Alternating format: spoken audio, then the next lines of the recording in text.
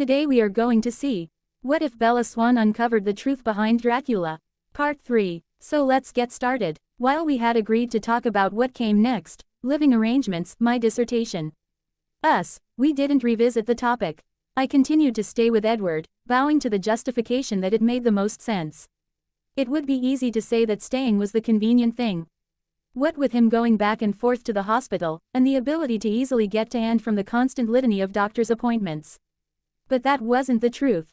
A large part of it was that I wasn't ready to be on my own, which would have been the case had I moved into Rose's flat. I was still experiencing side effects from the blow to my head, including equilibrium issues. It wasn't uncommon for me to get dizzy when I stood up, or judge the distance between things incorrectly. The bruises from my fall down the steps had started to fade, but were quickly being replaced by ones from table corners, door knobs, and once, backing up into the towel rack. Very simply, I had become a klutz. Edward assured me it was okay, that it was temporary, but it terrified me. My emotions were still volatile. And on top of that, my fine motor skills were off. I kept waiting for the other shoe to drop, for something else to go wrong with me. My doctors kept telling me that I should be grateful, that my recovery was nothing short of miraculous. I knew they were right, and that I should listen, but every time I ran into something and then melted down in tears, it made that seed of doubt grow a bit more. I wanted to be normal again, to not trip over thin air. I wanted to be able to do things without the fear of breaking down crying or blowing up like an overwrought 13-year-old girl. On a sunny Saturday in May, 1 week after my release from the hospital and 3 weeks after my fall, Edward dropped me off at King's College. I'd been anxious to get back to work, as every day lost was precious time. Edward tried to convince me that it was better to wait, to let my body recover more before diving back in, but I was too close now. I wanted to get this done so that I could move on. I'm giving you 3 hours. I want you out here on the curb at noon. I have a surprise for you, Edward insisted as I opened the car door. Another one. I laughed in amazement. He'd made good on his promise in the hospital. Surprises came daily, big or small, they were never the same. He bought me a leather journal like his, only blue. He took me to the National Gallery. He brought home a telescope so that we could sit in the living room with the lights out and look at the stars. He would pick out a constellation and then put me on the spot for the corresponding myth. When I teased him about it, he insisted that he was merely sticking to his word. There were too many things that he wanted me to experience, and he wasn't going to waste time anymore. Do I get a hint today? I asked before closing the door. The window rolled down, and he leaned over the console to look up at me. Absolutely not, and I know you will adore it. Right here, noon. Yes, sir. I snapped off a military salute. I heard him laugh as he pulled away from the curb. I turned toward the direction of the library, only to see a few co-eds staring longingly after Edward's car. I laughed to myself as I walked, listening to them behind me jabbering about hot drive, Whitlock and his gorgeous brother-in-law. The library felt like an old friend. My regular table was unoccupied, so I settled in and unpacked my laptop. I hadn't turned it on in weeks, and the sensation was both comforting and alien. Cracking my knuckles, I placed my fingers on the keys, ready to type in my password. And froze. I was drawing up a blank. I'd had the same password since I bought this laptop 2 years ago. How could I not remember it? I racked my brain, frantically. It wasn't there. The panic that had been quietly nudging around at my subconscious for the past few days slammed in full force. What if I couldn't remember my password? What would I do? All of my files, the entire draft of my dissertation was on there.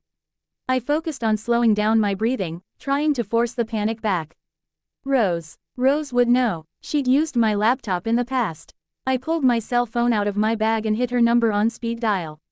Please answer. Please answer. Please be there. Rosalie Hale. Oh, thank God. My words were a jumbled rush as I jumped right in.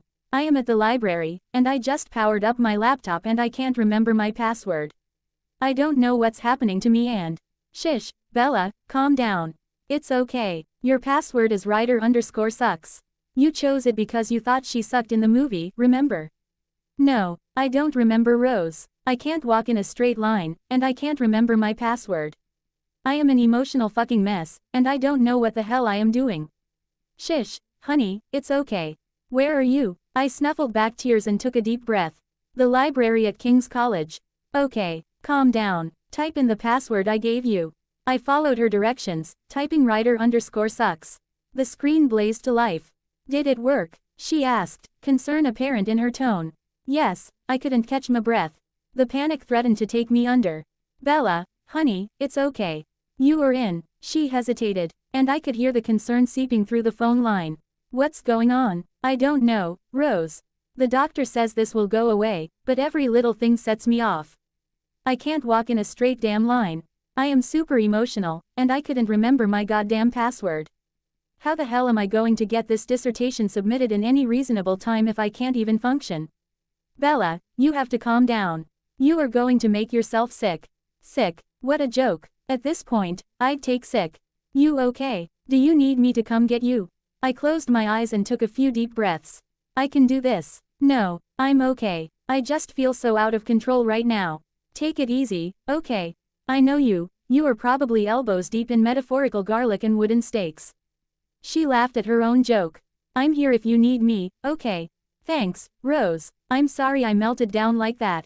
It's okay, Bella, seriously, I'm just glad that you called. She hesitated, as if she wanted to say something more. I need to get back to work. Call if you need me, okay? Yeah, thanks Rose. I ended the call and slipped the phone back in my bag. Resting my face in my hands, I took a few minutes to try and collect myself. I can do this. I am okay. Take it easy, go slow.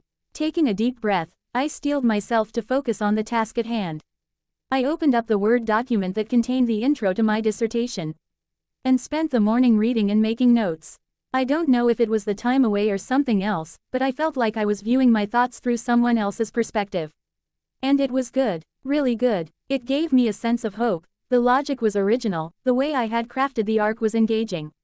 I'd outdone myself, and short of a hard proofreading and edit, it just might be ready to go.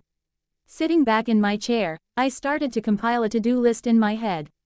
Hard edits, submit to committee and schedule my defense session, call Angela to make sure it would be okay to stay with her and Ben.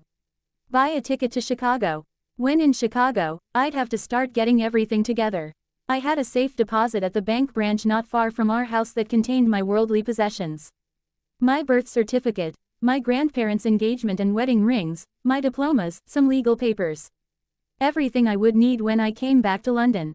My dad would have a fit, but deep down, I knew he'd be excited for me. He had always encouraged me to go live, do all the things that he'd never had a chance to do. I was so immersed in my thoughts that I lost track of time. When I heard someone behind me call out to a friend about getting lunch, I peeked at the clock on my toolbar. 11:58. Crap, I was going to be late. Powering down my computer, I shoved everything in my bag and walked quickly to the exit. The temperature was abnormally high for May, and students littered the lawn soaking up the sun. Everything about the day was carefree, light-hearted, including Edward waiting for me, car idling. I was starting to worry that you were going to stand me up, he teased as I climbed in. Sorry, I just lost track of time, I apologized. Edward leaned over the console, reaching out to pull the seatbelt across my body. He hovered over me, causing my heartbeat to pick up at his proximity. What are you up to? He fastened my seatbelt, pausing for a moment to smile at me. I don't know what you mean. Isabella, settling back into my seat, I relaxed as he eased out into traffic. I know better when you call me that. Am I going to get a hint as to where we are going? That would take all of the fun out of it, Edward answered cryptically. I let him drive, choosing to close my eyes to rest as he led me to wherever it was we were going. Bella, Edward's voice called to me through a fog. Wake up, sleepyhead, we're here. His hand traced the outline of my lips. I smiled, darting my tongue to catch the pad of his index finger before he withdrew. All can't act since I'd come home from the hospital had been affectionate but controlled. Edward had been walking on eggshells around me, so focused on my rest and mental state that he'd assumed an almost paternal stance around me. Who are you, and what you did to sweet little innocent Bella? Edward teased as he unbuckled his seatbelt. I don't know where this newfound confidence is coming from, but I like it. He'd been constantly reassuring me since the accident. How much stronger I seemed, more confident in what I wanted. At the same time, it felt like he had withdrawn from me a bit. It made me worry that, while the changes were positive, he liked the pre-accident version of me better. I wanted to say something, to ask if I'd done something wrong, but deep down I was afraid of what I might get for an answer. Edward was the one person that I could always count on to be straight with me, and I hated knowing that he was treating me with kid gloves too. I scanned our surroundings as he came around to my side of the car to open the door. Come on. It was all the answer I would get. He pulled me out of the car, closing the door behind me. Back to the scene of the crime, drive. Masson, I Cal, led to him as he threaded his way through throngs of children. You might have some witnesses if you want a repeat performance of the car. He pulled me forward to slip his arm around my shoulders. Soon enough, Isabella. Maybe I'm just waiting for it to rain so I can rush you home. And tuck me into bed. I hadn't meant to voice my frustrations, and immediately regretted my tone. Edward stopped short, his arm dropping from my shoulders. I'm sorry, that was out of line. I just what? Tell him I love him, and he totally withdraws from me. That I am an emotional wreck who can't seem to get out of my own way. That I needed him, needed reassurance that I was still what he wanted. But before I could continue, Edward grabbed my hand and pulled me in the direction of an aviary exhibit. His sign in the window indicated that it was under maintenance, and families passed it in search of lions, tigers and other legendary beasts. He spun me around, my back up against a wall. His face inches from mine. Do you have any idea how frustrating the last week has been? Biding my time, making sure that you are getting enough rest, not overexerting yourself. All the while I am sleeping next to you, but not able to touch you like I want to. My God, Bella, you tell me you love me, and all I can do is peck you on the lips. What kind of bloody torture do you think that is? I couldn't help it, I started laughing. Edward looked at me confused. Oh, I'm sorry, it's just, I continued to laugh, struck by the irony of it all. The first time I slept with you, I beat myself up for being a whore. And ever since I've come home from the hospital, I've felt like you have this whole angel complex with me. It's confusing as hell, and I can't stand it. I continued to laugh, my sides aching with the effort. Edward's eyebrow was raised in curiosity. Are you done now? Biting my lip, I nodded yes. Then let me make this absolutely transparent. Do you remember what happened the last time we were here? He stepped in closer, so that there was hardly any space between us. Do you, Isabella? I swallowed and nodded in acknowledgement. Edward reached up to run a finger down my neck, dipping down into the verses of my t-shirt. Do you remember how desperate we were to get back to my flat? I nodded again, my breath starting to come in ragged bursts. That was nothing. He grabbed my hand, turning so that he can kiss the inside of my wrist. I've got a few weeks to make up for, and I will assure you that by the end of the day, you won't be using anything remotely resembling angelic. Are we clear about that? He dropped my hand and closed the space between us to graze my jaw with his lips. Edward, he cut me off, his mouth on mine, his tongue teasing at my lower lip. I responded immediately, trying to pull him in. I could feel him smile before stepping back. Just building anticipation, he tugged me out onto the path, weaving through bodies. Come on, you need to see a few things we didn't make it to last time. He led me through the zoo, giving a running commentary on the animals that would have mortified any zookeeper. Mating habits, odd little facts that were loaded with innuendo. Every statement, no matter how innocent, would be accompanied by some action or gesture guaranteed to throw me off balance. Whispering in my ear, a kiss on the back of my neck or hand. A look that clearly communicated intent. I was thoroughly wound up and on edge as we made our way through an exhibit on tropical sea life. Trying to get a handle on myself, I focused on the giant fish swimming past. I pressed my hand against the cold glass to mirror the posture of the starfish on the other side, focusing on the gold as a way to center myself. A large blue fish swam by, and I banned the starfish to follow its path with my index finger. Did you never go to the zoo as a child? Edward's voice was low in my ear, his body pressed up against mine. You exhibit such a sense of wonder and awe at the simplest things. If I didn't know better, I'd think that you'd never seen an octopus. I followed the path of an octopus as it glided past, tentacles spanning out elegantly. Yes, I went to the zoo and the aquarium. Thank you very much. I just appreciate the simplicity of nature. Sometimes the simplest things are the most beautiful, and it's hard not to be awed by it. This is why I like bringing you to places like this. You watch everything with such wonder, which allows me watch you the same way. His fingers ghosted along the back of my neck, flicking my ponytail and then disappearing. Edward, his words reduced me to nothing. There was something so simple, so base between us. Our lives were ridiculously complex, yet it was the simplicity in our interactions, Reactions that tied us so tightly together. Take away the trappings of humanity, the gentrification that comes from leading a civilized life. At the simplest level, we were tied together in a way that neither of us could break. It wasn't logical, nor was it practical. Do you know how hard it's been to respect your need to heal, Isabella? Edward kissed the back of my neck. I come home and Finn.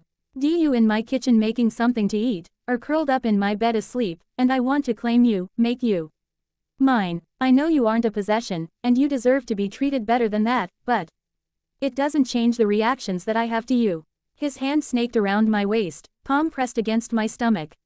I was not going to survive much more of this, and I had a sneaking suspicion that when we left the zoo, it would be on his terms, not mine.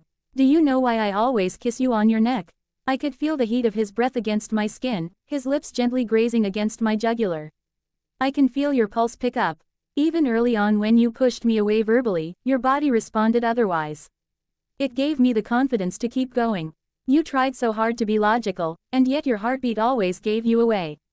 It gave me hope. Edward didn't release me, yet he didn't push any further. He'd been so gentle, so considerate since bringing me home from the hospital. I loved that side of him, but I loved this too.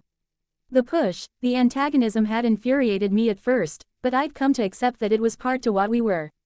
Tell me what is going through your head, Isabella.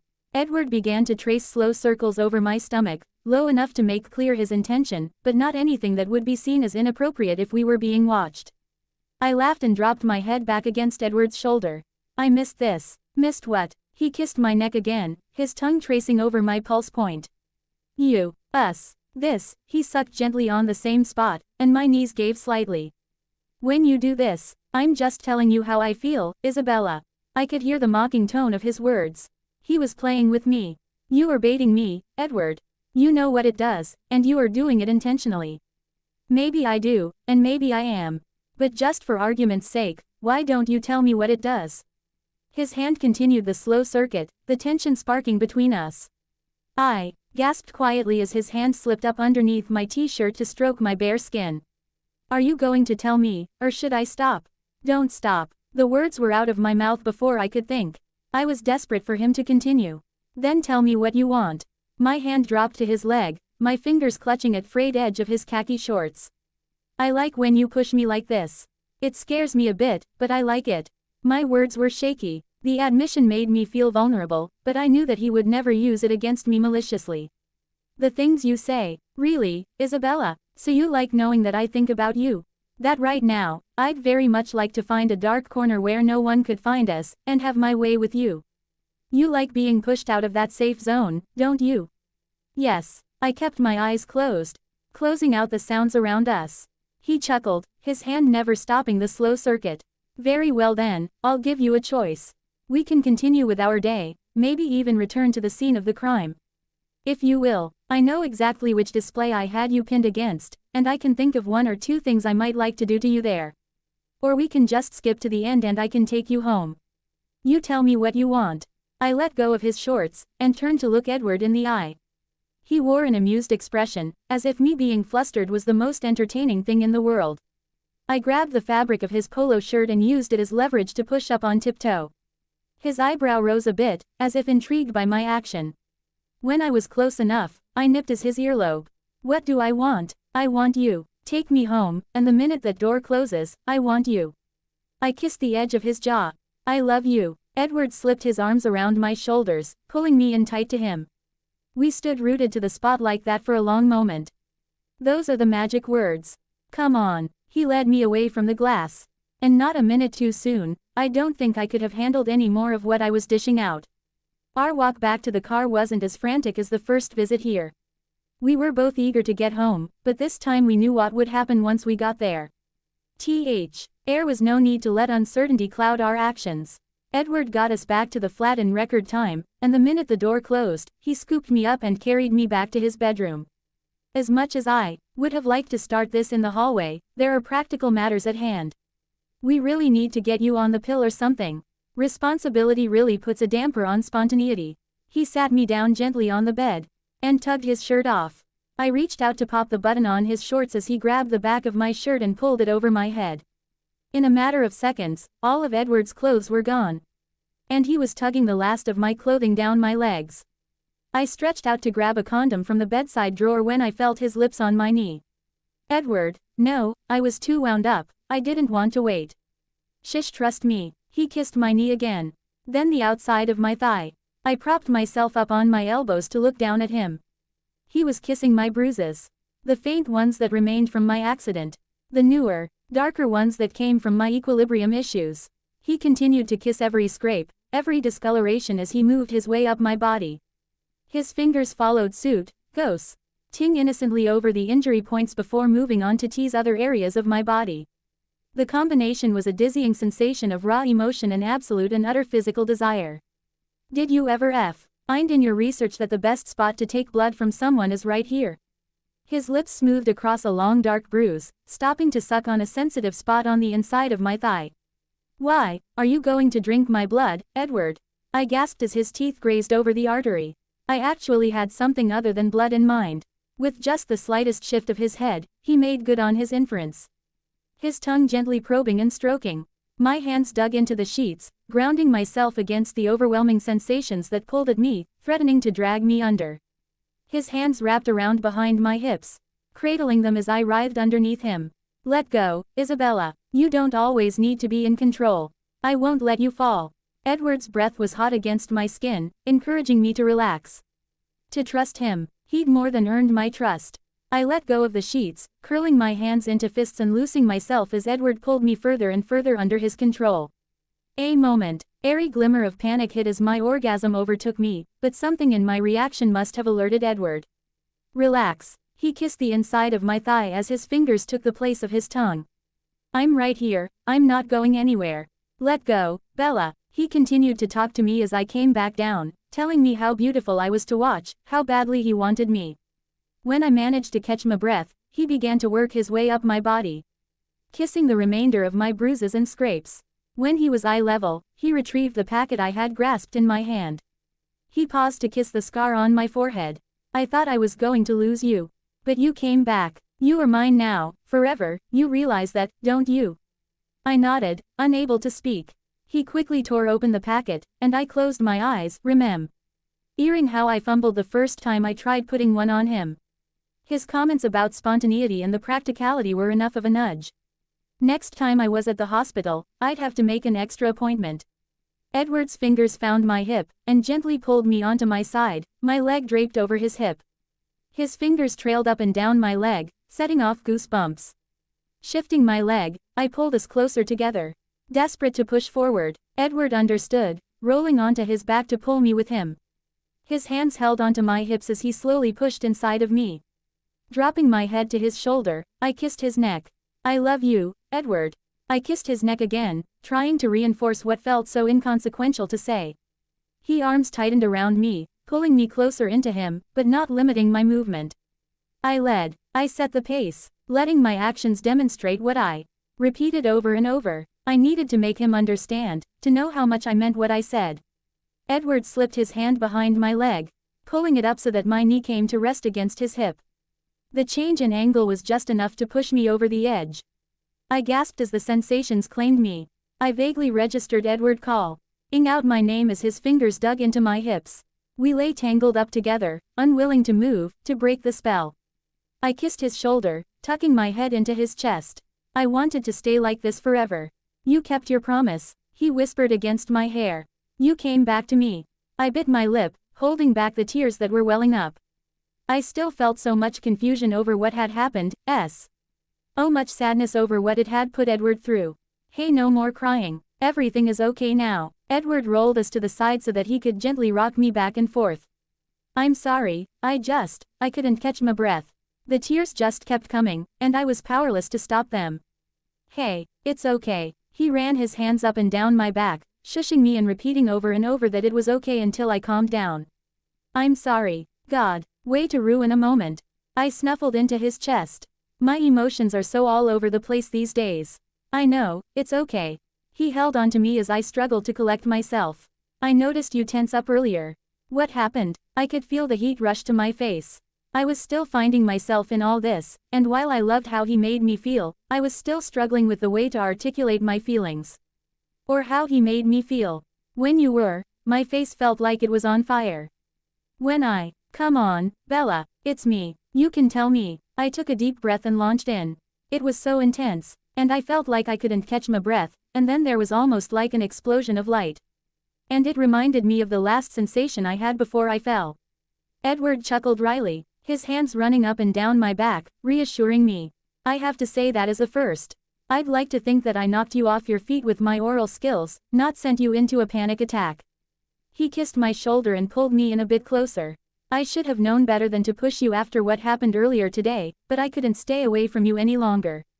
Wiping my eyes, I pulled back to look up at Edward. What do you mean should have known after earlier? Rose called me after she talked to you today. Edward searched my face, waiting for a reaction. I swallowed the guilt at not telling him about my meltdown. They weren't becoming any less frequent, but I didn't want him worrying over something he couldn't control. It's perfectly normal to have memory gaps. But I need you to tell me if these emotional flares keep happening. I should have, I could feel the tears welling up again. Damn it, I am so fucking tired of crying. I'm pathetic. No, you aren't pathetic. He kissed my forehead and pulled me closer. You don't need to justify your actions, just don't do it again, got it? I won't be angry, and I won't pull away. I just want to make sure you are okay. He was right, I should have said something. And yet I was afraid to. By acknowledging the meltdowns, it felt like I was admitting that there might be something really wrong with me. Not just a lingering symptom that would soon remedy itself. I'm okay, Edward, it will be fine, it was just a brain fart. He kissed forehead again. Such filthy language. I expect better than a soon-to-be doctor of letters. Would you rather I used my filthy language in other ways? Such as I am sick and fucking tired of you kissing my forehead. Since you've outed all those amazing oral skills, I'd much rather you use your mouth for other things. His eyes narrowed, and the devious smile I had missed so much slipped into place. Really, let's explore that, shall we? My innuendo was enough to redirect the conversation to much more interesting topics. There were no unplanned emotional meltdowns the rest of the day. I was safe, secure and loved. I had no fear of what might lurk around the corner. That would be more than enough to help me weather these temporary flares, and soon enough, we'd forget that there was ever an issue in the first place. Seriously, Rose, I can't tell you how grateful I am. I set the small bag on the countertop in her new flat. I am at a loss when buying this type of stuff. You never told me, what's the occasion? Rose cat as she pulled a beer out of the refrigerator. Honestly, the accident made me appreciate how important it is not to take things for granted. We have a lot to celebrate. Edward's new job is going great. My advisor absolutely adored my dissertation. Life is on track. I feel like I can finally see a light at the end of the tunnel. Geez, talk about nothing short of an act of God to get you to buy lingerie. Rose took another sip of her beer, before grinning at me. It has been an interesting year for you, hasn't it? If I told you last November when you walked out of Mike's apartment that you were going to turn your entire world on its head and meet the love of your life in London, what would you have said? That you drank too much in college. I sat down at the kitchen table and bent my arms so that I could weave my hands together behind my head. And there is an irony in me saying that, given that you could argue that I've been acting like a loon since the accident. But it gave me the perspective I needed to finally cap this thing off. Can you believe that in just a few weeks this will all be over and I'll be done? Since my meltdown at the library there had been a progressive thaw with Rose. I wouldn't say everything was at the forgive and forget stage, but she was much too important to my life not to make an effort.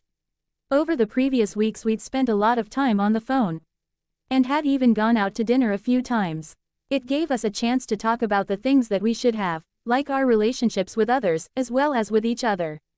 Dare I say it, we were closer than we'd ever been. Rose had spent a lot of time talking through her feelings for Emmett. Why she'd kept him at bay for so long. Her fear of commitment. Her need to feel safe and secure. It was strange to hear her describe the feelings that he brought out in her. It was unnerving to realize just how similar our situations were. It's funny, in some ways it feels like we were just freshmen. In other ways it feels like it's been eons. Rose took a sip from the bottle. Do you feel like you are ready to go through your defense? Did I feel I was ready? How do I answer that question?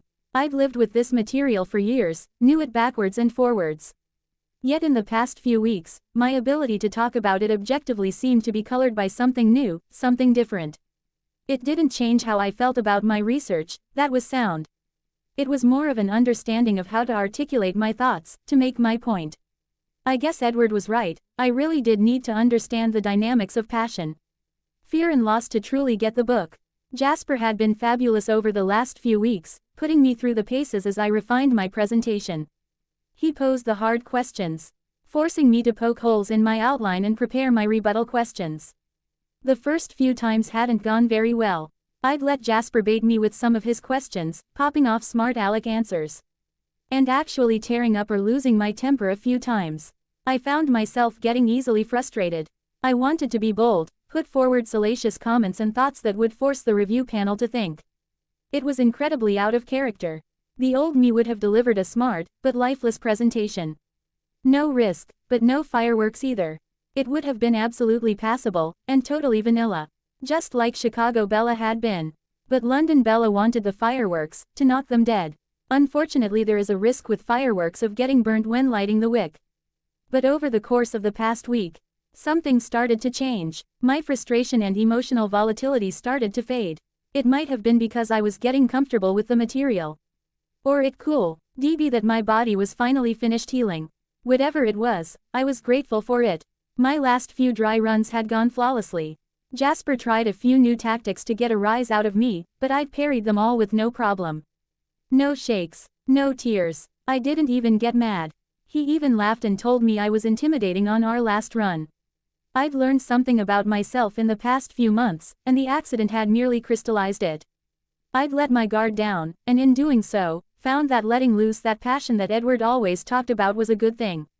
It gave more color and depth to the world. It also made me question a lot of the decisions I'd made in life. "Rose, can I ask you a question?" She frowned at my out-of-left-field question, but nodded her head to proceed. "How do you deal with your emotions when you are at work? Like when Emmett was getting to you early on, how did you not let it affect your performance?" "Easy, Bella. I fucked him." "I'm serious, Rose, how did you?" "I am serious, Bella. I fucked him. That night that I found him here with you, I got it out of my system. And whenever it started percolating, I'd get it out again. Was it the right way to handle it? Probably not, but it got us here. And even though bad things happened along the way, we are happy now. Somehow I don't think that will work well in the world of academia." "You've seen Drive, Banner." I joked half-heartedly. "You're the opposite of me, Bella. You were always the controlled one. You never let things get too close to the surface." "I do. We deal with things differently. You just need to learn how to strike a balance." I nodded, acknowledging her words. "So is this it? You've kept Emmett around for a while now. Could this be it?" She smiled, and bit her lip. It made her look like a little girl who was bursting at the seams to talk about a new friend. "Yeah, I think it might be. And more importantly, I think Emmett agrees. Funny how shit works out, isn't it? What about you? Are you happy?" Her question was one that I'd been thinking about a lot over the past few days. I've come to realize that happiness is subjective. When I'm with Edward, it doesn't even begin to describe how I feel. But when I'm not, especially when I am working on my paper, I have moments where I start to worry. It almost feels like a panic attack. I think it kind of goes with your comment about finding a balance. The two halves I have to balance don't seem to work well with each other. And what scares you the most about that? What are you afraid of? She'd always had a way of cutting to the quick of things. Asking the honest question. I respected that about her. What am I afraid of? Honestly, I don't know. Part of me wishes that I'd never decided to get this damn doctorate. Lately it's felt like an albatross around my neck. And here I am at the 11th hour questioning what I do with it. But at the same time, if I hadn't gone for my doctorate, would I be here? That, my dear, is the million-dollar question. I've posed it to myself multiple times. I haven't figured out an answer, but I can tell you that the end product is pretty damn good. Rose grabbed a bag of chips out of the sea. Abinette and pulled them open before tipping the bag towards me. I waved her off. "So you have a defense date. Did you buy a ticket yet?" "Yeah, I bought it this morning. I leave a week from Monday. I'm going to spend a few days with Angela before I do my final prep. Figure I'll be over there about 2 weeks. And then, Rose was cut off by a slam of a door. "Hey babe, I'm home," Emmett called out from the hallway. It's not your apartment, you big oaf, it's mine. You don't get to call it home, Rose. Retorted as I heard Emmett stomp through the flat towards the kitchen. Oh come on Rosie, you know, he pulled up short in the doorway. Oh, hey Bella, I didn't know you were here. He crossed the room to give Rose a kiss. There was a low verbal exchange followed by a number of wet smacking noises. I studied the clock on the microwave, trying to tune out the things I didn't want or need to hear. Hey Bella, did you want to borrow that dress still? Rose called over Emmett's shoulder. If I could, that would be great. I don't really have anything appropriate, you know. Rose laughed and pushed Emmett away. Please, I know your clothing choices. Let me go get it. Emmett retrieved the BR that Rose had abandoned and plopped down in the chair across from me, arms resting on the table. You look good, kiddo. Definitely a million times better than a month ago. It doesn't take much to look better than that, Em. Taking a pull off the beer, he tipped the bottle at me. Did I hear you say you bought a ticket home? Yeah, it's time to go home and defend the masterpiece. Are you sure you are ready for that? The abrupt nature of Emmett's question caught me off guard. What do you mean, am I ready for that? Well, you've been through a lot lately. I can't help but wonder. What, Em, you of all people should know how important this is to me. I am going to cross this off, and then the sky's the limit. What difference is it going to make, Bella? Do you have a job lined up? Is this going to have that big of an impact on your future? Emmett, Rose called from the kitchen door. Back off. You don't know. Come on, Rose. She was in a major accident 6 weeks ago. She has business going halfway across the world by herself. What am I, a goddamn child? Hello, I am sitting right here. I waved my hand in the air. It's not halfway around the world, it's the place I led home for the last 9 years of my life. I am perfectly capable of taking care of myself while I'm there. She's fine, Emmett. Rose handed me a bag and pulled me up out of my chair. Ignore him. He means well, but sometimes his mouth doesn't connect to the brain filter. She gave me a quick hug and led me to the front door. Listen, I was supposed to go to Chicago in a few weeks. I may look into moving up it so I can be there to watch you light the world on fire. Plus, it would be fun to have a girls' weekend at Angela's. Think she would put me up too? I'm sure she'd love that. I held up the bag. Thanks for this. Hope I can channel you when I wear it. You'll be fine, and Edward won't know what hit him. Rose closed the door, and I made my way out onto the street, looking for a cab. Hey, Bella, don't forget this one, Emmett called after me. I turned to see him running down the steps with the little bag I'd carried in earlier. Oh, thank you. I took the bag from him, Ember. Rasped to think he might have peeked inside. I really didn't need a running commentary from Emmett on the contents of my underwear drawer. Listen, Bella, I don't mean to butt in, I just want to make sure that you are ready to go, you know. Quote, I appreciate that, Emmett. I really do, but I am in a good place. I feel better about this than I have in ages. I want to get it done and move on, ya know. Why are you on such a mission?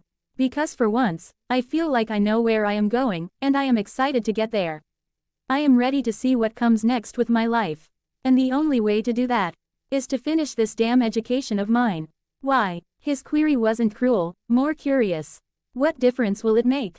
Edward isn't going to feel any differently about you. It won't change who you are. Why is it such a big deal? But Emmett, it will change who I am. No longer the student, now the professional. It opens up an entirely new world for me, including job opportunities in London. My bank account is about gone. And a nice viable job will go a long way to offsetting the cost of living in good old London town. Bella, you are dating doctor who drives a car that costs more than the average American house. I bet he could help you out if you really needed money. I cut him off, holding my hand up to end the conversation. It's not that easy, Emmett. Even if I was okay with accepting financial support, it doesn't change the fact that I can't stay on indefinitely without a visa. Dissertation equals job equals visa.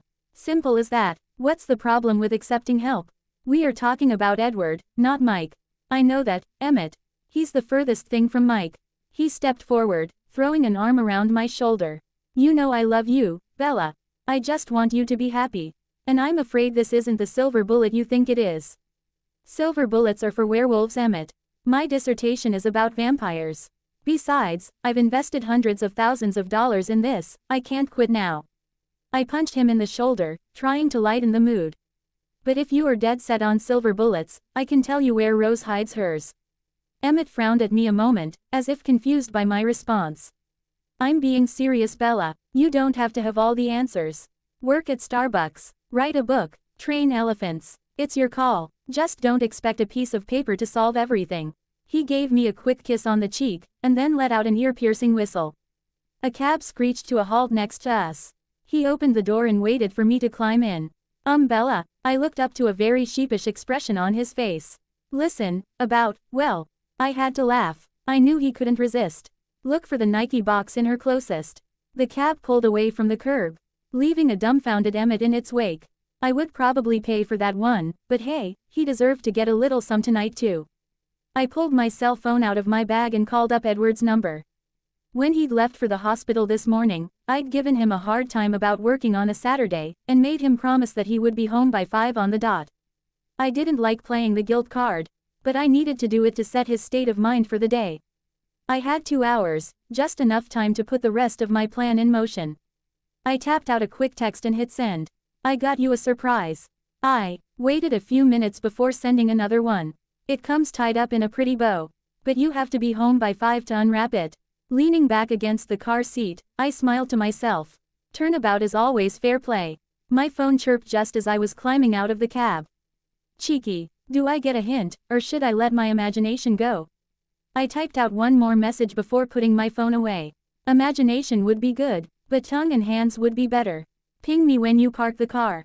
Let him stew on that one. I spent the remainder of the afternoon picking up and getting ready. By 4:45 I had everything in order. A bottle of wine was open and breathing on the table. I'd lit enough candles to start a small forest fire, and most importantly, I'd poured myself into the black wrap dress that Rose had lent me. Edward wasn't going to know what hit him. There was too much in life to be excited about, to celebrate. I didn't want to miss a single moment. Starting right now, at 5 on the dot, a text came through from Edward. In the parking lot. Do I get a hint? Maybe where you would like my tongue and hands. My response was immediate. Your hint is spontaneity. Get up here now. I didn't get a reply. A few minutes later, the door to the flat flew open. Where are you, Isabella? Edward called. I heard the door click closed behind him.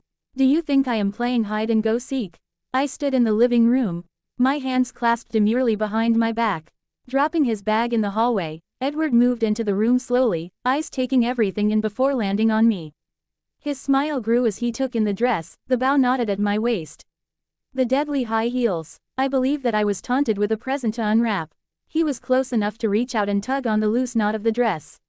It gave easily, and I smiled as he stepped in closer, trailing his tongue up my neck. And I have all kinds of ideas what to do with my hands and tongue. Welcome home, I whispered, untucking his shirt and working on the knot of his tie. What has gotten into you? Edward laughed as I yanked the tie out of his collar and pulled open the rest of the buttons on his shirt. My hands dropped to his belt, pop. Ping it loose so that I could work on the button of his pants. Hopefully you. My heart felt like it was going to lurch out of my chest.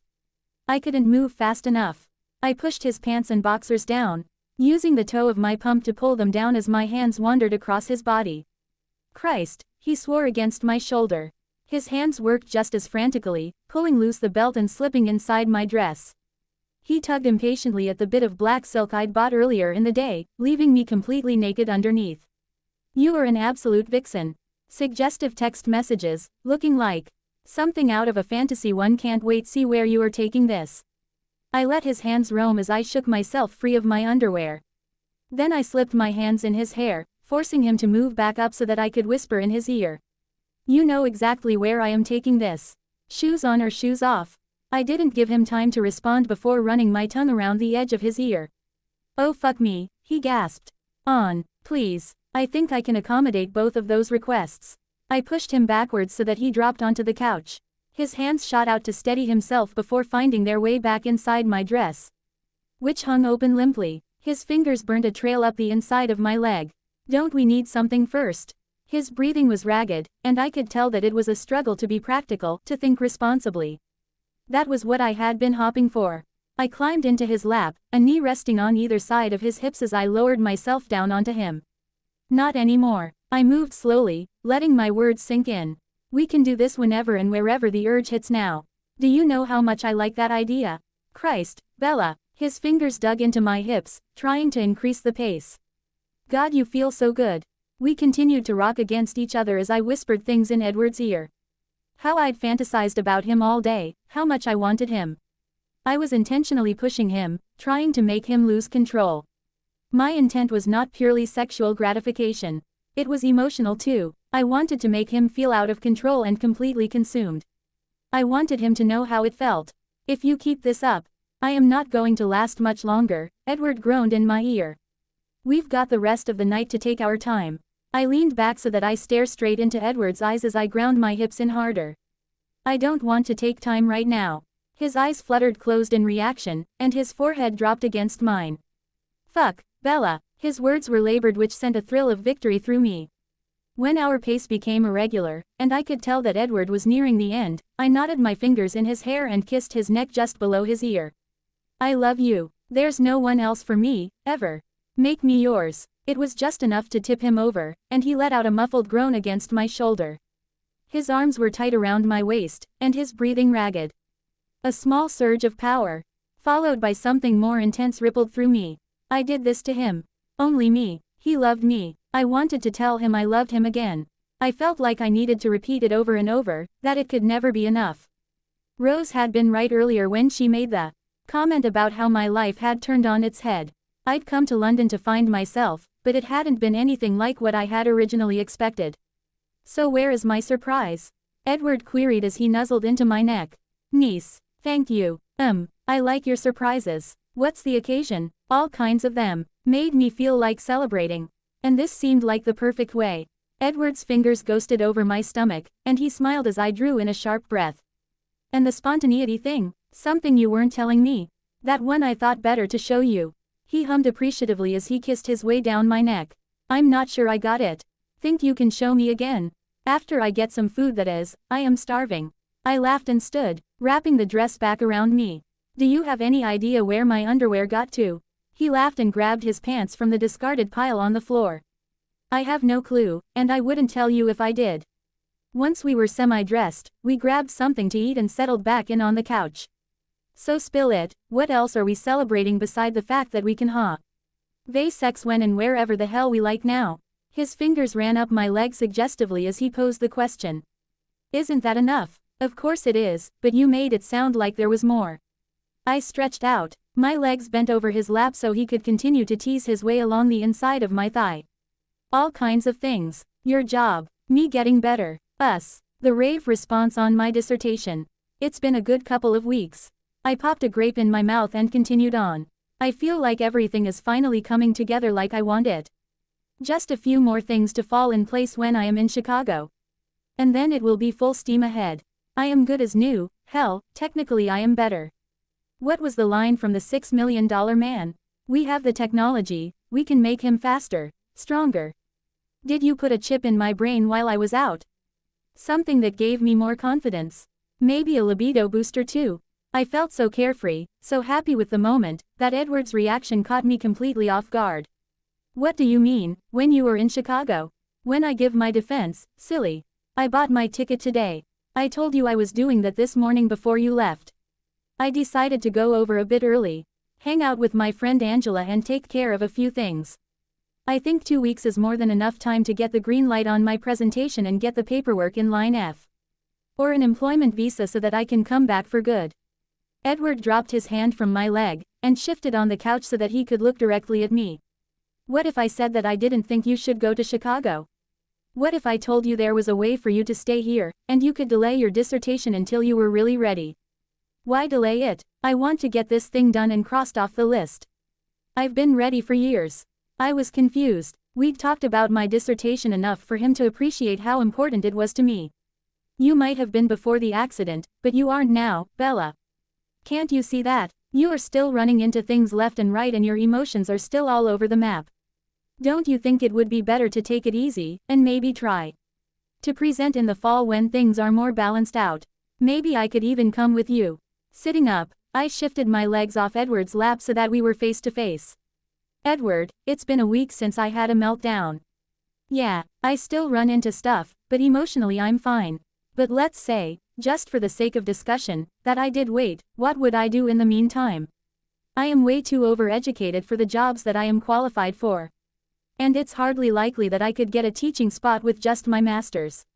I've only got until the end of July before they kick me out because I don't have a visa. And the likelihood of me getting one while unemployed is 0 to none. Getting this done is my best chance to be able to stay here permanently. Edward grabbed my hand, pulling it into his lap. Stay here with me. I can take care of you. Lord knows I have more than enough money. I'll get you a ring so that we can say we are engaged. They won't make you leave for that. Then once you have your dissertation, you can find a job. And it will all fall into place. His words were like a slap in the face. I don't know which stung more, his doubt in my ability, or his careless use of something Hat should mean so much more than my ability to gain resident alien status. You don't. I struggled for words, trying to reconcile what he'd said versus what he meant. Think about it, it makes sense. You can stay here, you'll be fine for money, I'll take care of everything. You'll be ready by the time the fall comes around, and you can work on lining a job up in the process. You'll fly through the visa process at that point. He'd obviously thought it all through. His logic was too clean, too organized. This must have been on his mind for a while. The entire time he'd been encouraging and supporting me, he'd doubted my ability to see things through. And he hadn't said a word. It didn't escape me that his comment about an engagement had nothing to do with love and everything to do with legal status. We'd never discussed what either of us wanted long term, but knowing that he would use something so precious in such a cavalier way was far worse than his lack of faith in my abilities. The type of thing I would have expected from Mike. Never from Edward. Thanks for the vote of confidence. I pulled my hand free from his grasp. It's nice that you think so highly of my work that you'll support me unconditionally. I don't want you to take care of me. I want to be your equal. Bella, come on, you are being irrational. This is about supporting you, and you are my equal. You just aren't ready yet. We all see it. You are so hell-bent on pushing ahead that you are only going to make it worse. I was about to launch on in his logic about making it worse, when his pronoun choice registered. We. Who was we? I scrambled to process his words. Have you been talking about me behind my back? He sighed and dropped his head against the back of the couch in frustration. Yes, Bella, I have. I spoke with Jasper and Emmett a few weeks ago. We're concerned, and I think it would be better if you wait for a while longer. Give yourself a little more time to heal, to get back to the old you. You're intellectually ready, I have no doubt of that. Your dissertation is brilliant, but you can't take the pressure now. We've all seen it. You need to wait. I thought that you of all people believed in me. I couldn't bring my voice higher than a whisper. His doubt pulled everything down. All those words I'd read in his journal, all the things that he'd said to me over the past few weeks felt suddenly shallow. I'd trusted that the deceit, the half-truths were behind us. Bella, I believe in you more than anyone. That's why I am doing this. My God, look at you, any little thing sets you off. How can I let you walk into the lion's den knowing that? Doing what? Talking to Emmett and Jasper behind my back instead of talking to me. Coming up with some contrived engagement to keep me here. Not telling me what you really think. I rubbed my forehead, trying to get control over my anger and frustration. It would only give his argument more credibility. That might have been true even a week ago, but it wasn't now. I wasn't an emotional mess.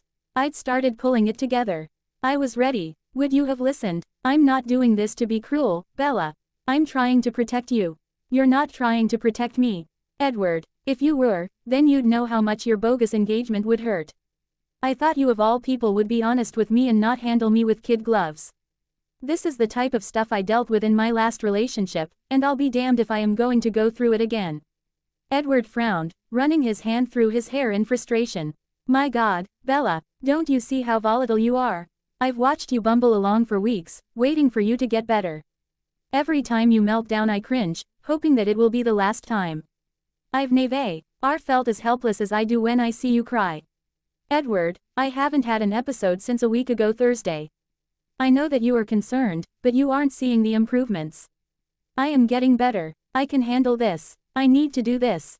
Edward reached out to touch my cheek, but I pulled back, not trusting myself to stick with my resolve. A flicker of surprise, then anger darted across his face. I am also cognizant of the fact that you were in a major accident just over a month ago. You are fragile, and I want to do everything I can to keep you from being hurt. I stood, moving away from the couch. I needed to step away. To protect myself, to hide my humiliation. What will I be to you then, Edward? A kept woman. You told me that you don't want to be a foregone conclusion. Well, I don't either. I've already done that once in my life, and it sucked. So if you can't give me the real thing, then I don't want it. I finally believe in myself enough to know that I deserve better than that. Edward leaned forward, elbows resting on his knees as he cradled his head in his hands. You know damn well that I don't throw the concept of engagement out lightly, Bella. I can't stand by and watch. You destroy everything that you've worked so hard for, even if in your flawed logic it's a way to come back here. You aren't ready. I am also not willing to let you go, and this is the only way to make sure that you can stay. What else do you want me to say? How about you love me and you want to marry me regardless of what happens? My God, Edward, if you are going to talk about proposals, then why not mean it? You can't spend weeks telling me how much you love me and then throw something as meaningful as marriage out like it's a toy to be reclaimed once I have another. Edward shook his head, laughing bitterly. You believe what you want, Bella. You know what the truth is. You just can't let go of this arbitrary hurdle that you've created for yourself. I don't care what happens with your dissertation. All I care about is you. Quote, a slap across the face wouldn't have been as jarring. The truth, where have you been truthful in this? Fake engagements, talking behind my back. That's not honesty. That's not love. That's being selfish. Why didn't you tell me the truth instead of trying to lead me into the decision that you wanted? Why didn't you tell me you thought I wasn't ready? Edward stood and took 2 steps forward. I thought he was approaching me. Instead he picked his shirt up off the ground and slipped his arms into the sleeves. I've tried to bring it up a million ways, but every time I tried. You were so hopeful, so idealistic about it all. I couldn't dash your hopes. So you chose to break my heart instead. Nice choice. My words were caustic, but I couldn't stop. I was so angry, so hurt at the game he was playing. A year ago I would have given in to whatever was wanted of me. But not now. So instead of trying to bring it up a million different ways, why not flat out say that you were worried? I might not have liked it, but I would have at least listened. You didn't have to try and manipulate the situation because you thought I couldn't handle it. He studied me for a long minute. His expression was cold, no trace of the man I thought I knew. Fine, you want manipulation, you've got it. I told you if you left me again, I wouldn't wait. I mean that. I'll obey you so much that I can't breathe sometimes. And I can't handle you leaving and not coming back. But I am an all or nothing type of guy. I'm sorry if that hurts you, but it really is that simple. So if you go realizing that I won't be here waiting for you to come back. It's up to you to decide what you want, Bella. I tried to help you, but you obviously want to do things your way. I hope you are happy with your choices. He grabbed his keys off the table. I'll have you know that I would have married you in a heartbeat, visa or not. You know where I stand. The proverbial ball is in your court now. The slam of the door behind marked the finality of his statement. I sank to the floor, overwhelmed by sheer panic. What was I going to do? What had I done? I could feel the anxiety pulling at me, threatening to suck me under. But I couldn't give in. I couldn't let it cause me to falter now. I wasn't the girl that needed to find edification in someone else to have an identity anymore. I needed to have faith in that. And in what I could be. I sat in the dark for a long time, replaying the evening's events. From the moment Edward walked in the door to the click of it behind him on the way out. I tried to take out the emotion, to view the situation for what it was. And I came to the realization that we're damned if we did, damned if we didn't. We'd been dancing around this moment in one way or another for months. I thought we had put the ghosts to rest, but we hadn't. We were both still fighting our own personal demons, afraid of being something that we didn't want to be, he while hoping that we wouldn't be left behind.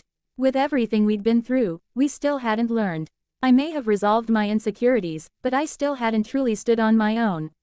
Edward might have resolved his issues with the past, but he hadn't truly let go of his fears. It led us both to doubt ourselves, which then projected onto each other. That's when I knew what I had to do.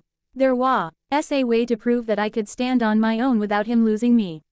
It didn't have to be an all or nothing proposition. Taking a deep breath, I stood up and went into the bedroom. I threw clothing into a bag, making sure I had a few business-appropriate outfits and my passport. Then I changed into jeans and a t-shirt. Before leaving, I pulled a piece of paper out of my notebook and scribbled a quick note. Changing my flight to leave in the next day or so. I'll be at Rose's until then working on my prep. I still love you, but it doesn't change the fact that you are an asshole right now. Bella. P.S. I refused to accept your ultimatum. Taking one last look around the apartment, I registered his tie lying on the floor. I picked it up and stuffed it in my backpack. Something to take with me. A lifeline, a belt, a noose. 1,000,001 uses. And maybe a reason to come back. Are you sure you have everything? Rose had been mother-henning me for the past 2 hours. Yes. Passport, wallet, laptop, clothes. I am ready to go. She nodded, biting her lip. What is it, Rosé? Spit it out. She'd been walking on eggshells since I'd shown up on her doorstep unannounced 2 days ago. I knew she wanted to pry. But I also knew she was respecting my space. I got you something. I know that you'll yell at me and say it's too much, but... She pulled a small pouch from her purse and handed it to me. I tugged on the drawstring and tipped it up to reveal a small silver phone. I wanted you to be able to stay in touch. I knew you couldn't afford international calling, and I couldn't modify your existing service. She took a breath before continuing. It does email too. I had all your information, and got Emmett to set it up. Everything is in there. Email, phone, you name it. I was touched. It wasn't the gift so much as the thought behind it. Thank you, Rose. You are the best. She squeezed me tightly. Use it until I get there, okay? I want to hear from you every day. I will, I promise. I'll see you next Tuesday, okay? Dropping her arms, Rose stepped back so that I could grab my bag. Tell Angela to stock the fridge with Goose Island. I am dying for a little down-home hoppy goodness. Will do. I let out a breath. And started towards security. I'd gone about 4 steps before I stopped to look back over my shoulder. Rose stood, watching me go. Just Rose. No one else. I hoisted my bag a little higher on my shoulder and resumed my walk to security. He'd made his point clear. There would be no grand gesture at the 11th hour. No running through the airport, shouting that he loved me. Apologizing about the stupidity of the proposal. Nor would there be a real one that would convince me not to get on the plane. It hurt to realize that even though I hadn't expected it to happen, deep down I had hoped for it. Forget that we'd never had a real conversation about what we wanted in the future. Practical conversation and grand gestures don't often intersect. The 9-hour flight to Chicago was uneventful. I worked on my presentation notes, watched a movie, tried to sleep. Anything to keep from thinking about the what-ifs. What if he had shown up at the airport? What if he meant it when he said about not waiting? What if things in Chicago didn't go the way I hoped? What if all this really was for naught? I pushed the thoughts out of my head. Edward hadn't shown up, and I wasn't going to fail. As for whether or not he'd wait, I'd have to cross the bridge once I got back to London. Not if, when. I refused to believe in anything but that. As arranged, Angela met me at the baggage claim at O'Hare. Rose and I had been friends since undergrad, and we'd stayed close after. A lot of it had been because her fiancé and Mike ended up at the same law firm. Oh my God, you look amazing, she cooed as she gave me a huge hug. I missed you. I hugged Angela back. Thank you so much for picking me up. She waved me off and grabbed my backpack from my hand. Come on, grab your bags. I've got beer and guacamole waiting, and there are hot dogs and burgers ready to be grilled. It doesn't get more American than that. Our walk to the car was filled with Angela's chatter. About old friends, Ben's job, the renovation on their house. It was all inane small talk, but it filled the space. I couldn't help but think that this could have been my life. As much as I was happy for Angela, I couldn't imagine choosing the path she had followed. She filled her days with volunteer efforts, lots of working out, and her remodeling project. Ben was gone a lot, and when he was home, they were constantly on the go. I knew that Angela wanted a baby, but Ben was too focused on his career. I wanted to ask her if she was happy, but knew that happiness was measured by the individual. Angela was living the life she wanted. It just wasn't for me. She quizzed me about England, curious about my experiences and the progress I made that lead to my presentation. It was clear she had spoken with Rose by the way she peppered me with questions about the hot southern man that Rose had reeled in. She was curious about my trip north too. Had I enjoyed it? What had I done? Where had I stayed? I laughed when she mentioned that she wanted to try and schedule a long weekend for her and Ben there. She went on and on about the romantic places to stay and things they would do. I was just about to launch into the description of Dunsley Hall as the perfect place to go, but stopped short. I didn't want to share something so personal, even with Angela. I hadn't thought about Whitby, or the debacle that had driven me there. In months. Not a single thought about Maggie, either. I found it ironic that I'd managed to leave her behind so easily. Maybe it was my newfound sense of self-confidence. Or security in the fact that Edward really did want me. Or maybe I simply had outgrown my fear of competing with a ghost. It also reinforced the fact that Edward was thousands of miles away, doing who knows what. I'd not spoken to him since he left the flat in a fury. I'd called, but he never answered, either at home or on his cell. I tried stopping by the flat the day after he walked out, but no one was there. It was like he had dropped off the face of the earth. Angela pulled into a parking spot in front of the grocery store. I need to run in and grab some milk and more chips. Do you want to come in? No, if you don't mind, I'll stay here. The quiet is nice. Angela grabbed her purse from behind her seat, promising to be right back. As soon as she was inside the store, I pulled out my new phone and powered it up. A text message from Rose was waiting, asking for me to let her know I got here safe and sound. I shot her back a message letting her know all was good, and I would call soon. Scrolling through the contacts, I noticed that she'd added both hers and Emmett's work and cell numbers and emails. Jasper was in there, office and email. So was Edward. I looked at his name for a long time, desperately wishing I could talk to him. It was beyond obvious at this point that he was avoiding me, pushing me away for choosing to come back here. It stung, but in a way I understood. He really did think he had my best interest at heart. It was just what? Wrong. In some ways, yes. In other ways, maybe not. After I'd shown up at Rose's unannounced, I'd dug out my presentation. I wasn't in the mood to work on it, but it was a way to shut out all the errant thoughts that swirled around in my head. And there, wedged between two manila folders was a small black leather book. One that I'd forgotten to give back. Like a glutton for punishment, I read it again, cover to cover. Understanding more of his actions, but also becoming increasingly frustrated by the hypocrisy of his stance. He'd said it clearly early on. He was afraid of losing me. He'd always been afraid, which is why he had taken the actions that he did. The overt manipulation and promise of an engagement had been absolutely devastating at the time, but hindsight allowed me perspective that I didn't have in the moment. That's when I realized that while we'd put the past to rest, Edward had never dealt with the fallout. Very simply, he expected people to reject him and leave, because that's exactly what Maggie had done. His feeble attempt at a proposal had been, in his own way, his declaration of how much he loved me. But it had been for the wrong reason. It wasn't about us being together for the rest of our lives. It was about keeping me from leaving him. And that is exactly why I had to say no. It also explained why, when the proposal backfired, he did the only thing he could. He tried to force my hand. And then he walked away. Correction, he pulled a Bella and ran away. He felt like he didn't have any choice either.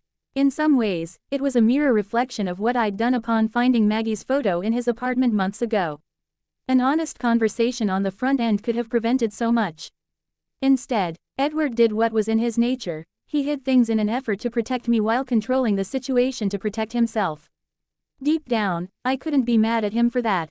The way he'd handled it both times had been totally wrong, but the basic intent had been noble.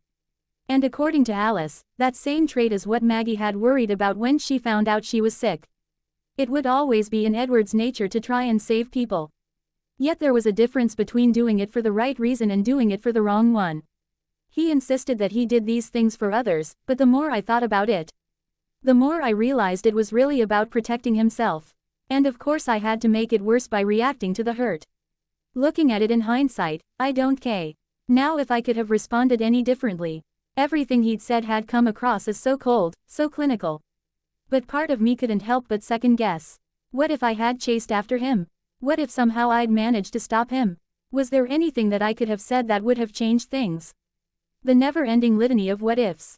They seem to consume my life these days. I stared at the phone in my hand, thinking for a long time before selecting the email icon. Choosing Edward's personal email from the contact list, I typed out a short email message. Hi, just landed in Chicago. It's hot, which feels weird after London. Having dinner with Ang and then crashing early. Am 6 hours behind you, so if you get this and want to call, it won't be too late. B. He could avoid me all he wanted. It didn't mean I had to respect it. The next week was a whirlwind. I took the train into the city to meet with my advisor. I had lunch with a friend from college who worked at a small artsy publishing house. She had reached out to some contacts in the UK for me, and had turned up a contract opportunity associated with a private foundation. It wouldn't be a long-term job, and it probably wouldn't pay a lot. But it could lead to additional contacts and some work that I could point to as I interviewed for permanent jobs. Rose's flight was scheduled to arrive at 2 on Tuesday, a week and a day after I had arrived in Chicago. She'd managed to move around her work schedule so that she could see my presentation. It meant the world that she would do something like that for me. That afternoon, while Angela met Rose at the airport, I had a meeting of my own. Ben had arranged for me to talk with an old friend who specialized in immigration law. She had a soft spot for Ben, and had offered give me a few recommendations on how to navigate British immigration policy if I bought her a cup of coffee. Based on your education level, and the earnings you had for last year, you should plan on applying for a highly skilled migrant worker visa, Kate explained as she stirred sweetener into her coffee. Ideally it will make things more viable if you have a permanent job, but it doesn't totally preclude you from getting a visa. It's not like we are talking about becoming a citizen. So I can re-enter the country, even though I don't have a job. I've been over there for 5 months already. Kate smiled and took a sip of her coffee. It will probably go faster if you are there and submit your papers directly at the home office. The hardest part will be establishing residency. How long will you be in Chicago? I mapped out the remainder of my to-dos against my mental calendar. At least another week. Go back over there and get this contract thing lined up, then apply. Heck, they may even be willing to foot the fee for you. If it doesn't come through, you should still be fine, as it typically takes 10 to 14 weeks for visa processing. You can invest a month or two working on finding a job before you have to get worried. Do you have somewhere to live? I have a friend that I'd been staying with. She's an American citizen working on a project for the British government. Kate nodded, placing her cup back on the table.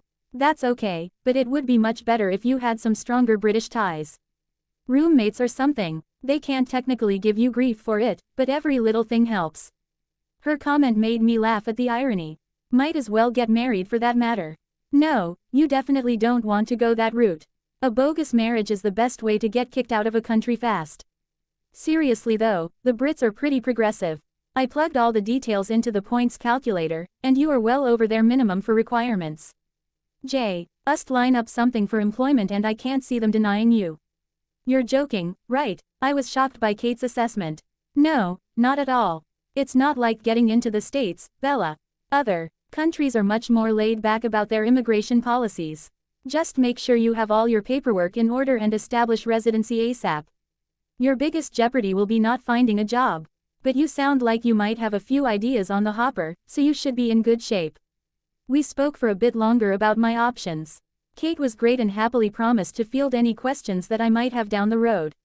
After she left, I sat in the coffee shop, thinking through the things that I would need to get done in the next few days. I'd taken care of most of the non-academic items on my list. My safe deposit box had been cleared out, tax forms retrieved from a box stored in Angela's attic. All that was really left was the last bit of preparation for my presentation on Thursday afternoon. Glancing at my watch, I realized that it would be a good hour before Angela would be back from the airport with Rose. For the first time in weeks, I actually had time on my hands where absolutely nothing had to get done. And I had no clue what to do with myself. I tried reading the magazine someone had left on the table next to me, but the articles were either tritodes to bizarre fashion or feminist manifestos on how to have the next great orgasm. Frustrated, I closed the magazine, and pulled out a pen, happy to doodle on the cover. As I traced the letters and drew a mustache on the cover models, my mind began to wander. I thought about the strange twists and turns that my life had taken in the last 5 months. As much as I didn't want to admit it, I'd tried desperately to put everything in neat little clean boxes. My career prospects, my relationships, with Rose, with Emmett, with Edward. But simple definitions didn't always work. It made me think about a conversation on with a philosophy professor my sophomore year of college. He made us hold our hands over our desks, just high enough to cast a shadow, and asked us what we saw. We all had variations of the same answer. Black and white, light and dark. He told us to look again, and this time pay attention to the edges. It wasn't as simple as black and white. There was a fine line around the shadow, a gray area that was neither one or the either, but bleed into both. He called this the penumbra, and told us that we all lived our lives trying to be in the black or white, but rarely left the gray area at the edges. I'd been looking at the people in my life the same way. No one in my life easily slotted into black or white categories. Not Edward, not Emmett. Not even Rose. We had both good and bad in us, the ability to do both harm and good. I had been so ready to be angry at Rose for what happened with Royce, to make it about good and bad, that I never stopped to consider how her own issues and insecurities had led to the entire situation. And how in letting him off the hook, she had tried to make a wrong situation right. We'd both done our fair share of damage. Like sirens, we'd lured men in, given them hope, made them love us. And in our own way, we'd bled them dry. Emmett, Edward, even Royce. Their actions in a number of ways were direct reactions to our choices. And stepping even further back, as much as I had joked about my demonization of Maggie, she'd been just as bad. Her actions had left lasting marks on Edward, some of which he had yet to deal with. He'd insisted that Maggie was preparation for me. She'd done so much to shape Edward, and those actions had a direct impact on how he had taken care of me after the accident, how he'd stood by me. But they also made him place his need to protect me over my need for him to be honest.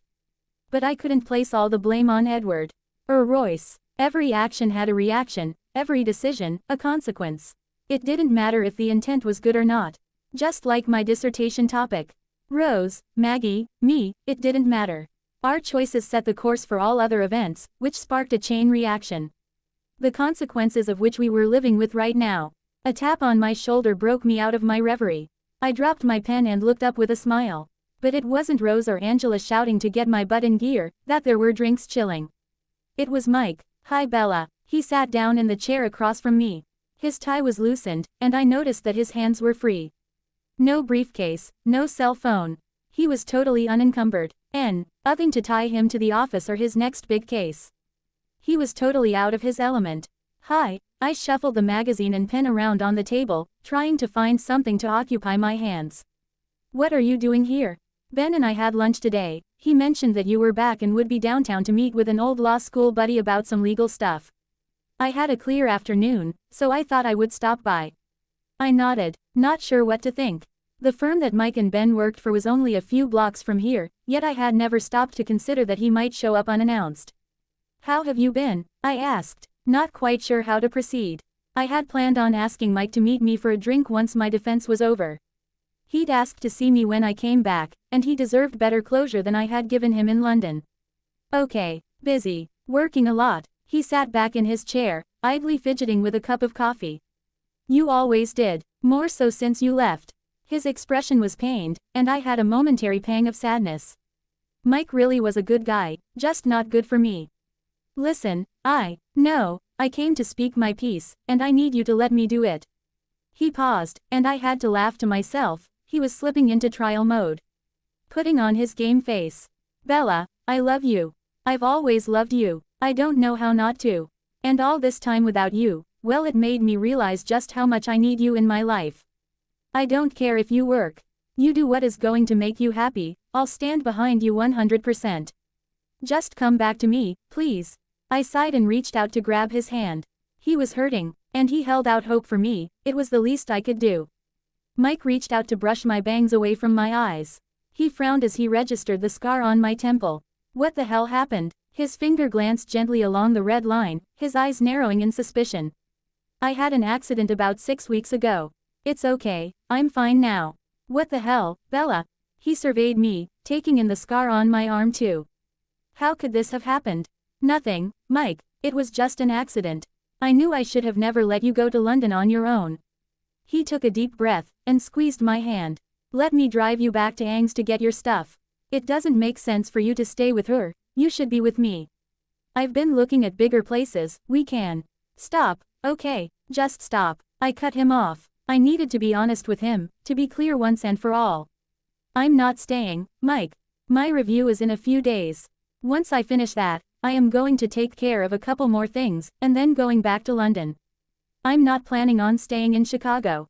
He searched my face, as a frown of disbelief clouded his usually happily demeanor. Did you get a job there? I shook my head no, which only spurred him on. Why go back? Why not stay here? The need to cushion the blow was immense, but I needed to be honest. Mike deserved that, because I want to go back, Mike. I belong in London. My life is there, not here. No, Bella, you belong here with me. I thought we Mike, stop. You aren't listening to me. You want me to be here. But you want it for you, not for me. Home is London now. I broke off, envisioning the space I considered home. It might not be an option for me anymore, but I had to try.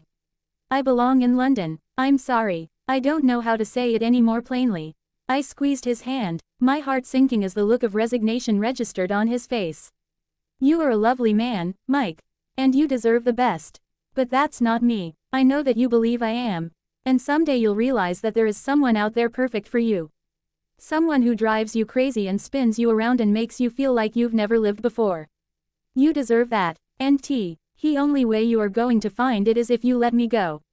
I had a momentary flash of sitting in another coffee shop, an ocean away, having a similar conversation with a little black-haired British man who spoke of soulmates and what you faced in life to prepare you for yours. I'd come to accept that Maggie had been Edward's preparation for me. Maybe in some warped way, I'd performed the same service for Mike. You've met someone else, haven't you? He didn't sound angry, simply resigned. I can tell by what you just said. I've never seen you speak passionately like that about anything other than books. Who is it? That British guy that I saw you with outside your apartment? The big American guy that looked like a linebacker? The old Bella would have deferred. She would have done whatever it took to make him understand. But Mike deserved my honesty, if it would hurt him. Yes, I met someone else. That's why I can say with absolutely certainty that there is someone out there that will. I'll turn your world upside down in a wonderful way. Have faith, Mike, she's out there waiting for you. You will find her. He nodded, acknowledging my words. It hurt to see him try to process what he perceived as my rejection of him. I'll always love you in my own way, Mike.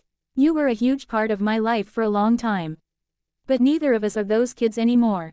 I leaned over to kiss him on the cheek. I wish you all the best in whatever you do, you know that, don't you? Tears were forming in his eyes, and I wished just for 1 second that I could give him the answer he wanted. A year ago, I would have. But I wasn't that woman any longer, and could never let myself go back to that place. I didn't matter how much I cared about Mike as a person. My heart would always belong to someone else. I kissed his cheek once more, whispered goodbye, and picked my backpack up. I didn't have the heart to look back. Once outside, I pulled out my cell phone to call Angela. They were 10 minutes away. I told her I'd meet her at the L station on Lake. A few minutes of walking and some distance from Mike would be a good thing. As I walked, I tried to rationalize the conflicting emotions that washed over me. It made me sad to say goodbye to Mike, but as I dug into the emotions, it was purely about nostalgia. I really did hope that he would find someone to make him happy. We all deserved to know what that crazy, all-consuming love felt like. Without thinking, I flipped open my phone and hit speed dial. The international ring sounded tinny, hollow. A long hum followed by a click. Once, twice, 3 times. I was about to disconnect when I heard him answer. Edward Masson. Hi, Doc. I was cut off by a beep. It was his voicemail. I took a deep breath and launched in. You know, I'm ally getting tired of talking to machines. Since this is the only way to reach you, I guess I'll just have to lay it all out here. I met with an immigration lawyer today. I'm going to file for a highly skilled migrant visa. I also have a lead on a contract job in the UK. It probably won't pay for shit, which means that I'll get to wait tables or make coffee too, but it's a start. I took a deep breath and plowed on. Look, Edward, I am still pissed off at you for that stunt you pulled, and how you walked out on me. That was totally Bush League, and I deserve better than that. But I also wanted to let you know that I am coming back. You can pull back and hide, whatever it is you are doing. You can run, it doesn't matter. I'll find you. I had to smile at myself. I sounded like a mother chastising a petulant child. I love you. I don't always agree with your decisions, but that doesn't change how I feel about you. I don't know where your head is at in all this, but you didn't let me run and hide when I was scared. And I am not going to let you either. I saw Angela's car stopped at the traffic light down the street, my signal to wrap it up. My presentation is on Thursday. I'll call you when I book my return flight home. I flipped the phone shut and leaned against a pole, waiting. Not 2 minutes after I hung up, my phone vibrated. I pulled it out to see a text message from Edward. Good luck. It wasn't an answer, but it was a start. Come on, Bella, we need to go or you'll be late. I glanced over at the clock on the bedside table. It was 11:30 on Thursday morning. 2 hours to go. Lacing my fingers together, I rotated my hand's palm out to crack my knuckles. Taking a deep breath, I glanced at myself in the mirror once more before grabbing my backpack off the chair and making my way to the kitchen. Okay, let's blow this popsicle stand, I called from the doorway. Rose and Angela looked up, expectant smiles on their faces. What the hell are you wearing? Rose asked as she surveyed my outfit. What? It's just a suit. I looked down, checking to see what was wrong. I got it last year, I thought it was cute. Around your waist, Bella. Rose pointed. What the hell is around your waist? I reached down involuntarily to fiddle with the woven silk that I'd slipped through the loops of my pants and tied in a loose knot. It's a sash, Rose. No, it's a men's tie, Bella. You are not Little Miss Fashion Forward, so what gives? I looked away from her, knowing that she would see right through me. It's for good luck. Rose didn't say anything. She didn't need to. We both knew who the tie belonged to. Come on, let's go. I don't want to get stuck in traffic. Angela called from the garage door. I am so excited. You really need to get out more, I mumbled as I followed Rose out to the minivan. While I appreciated Angela's enthusiasm, my nerves were starting to get the better of me. Stop being grumpy and get in the zone. We'll talk to you in a few hours, Rose directed from the front seat. She was right. I was nervous, which made me snappy. I pulled out my notes and tried to focus on the key points I needed to deliver.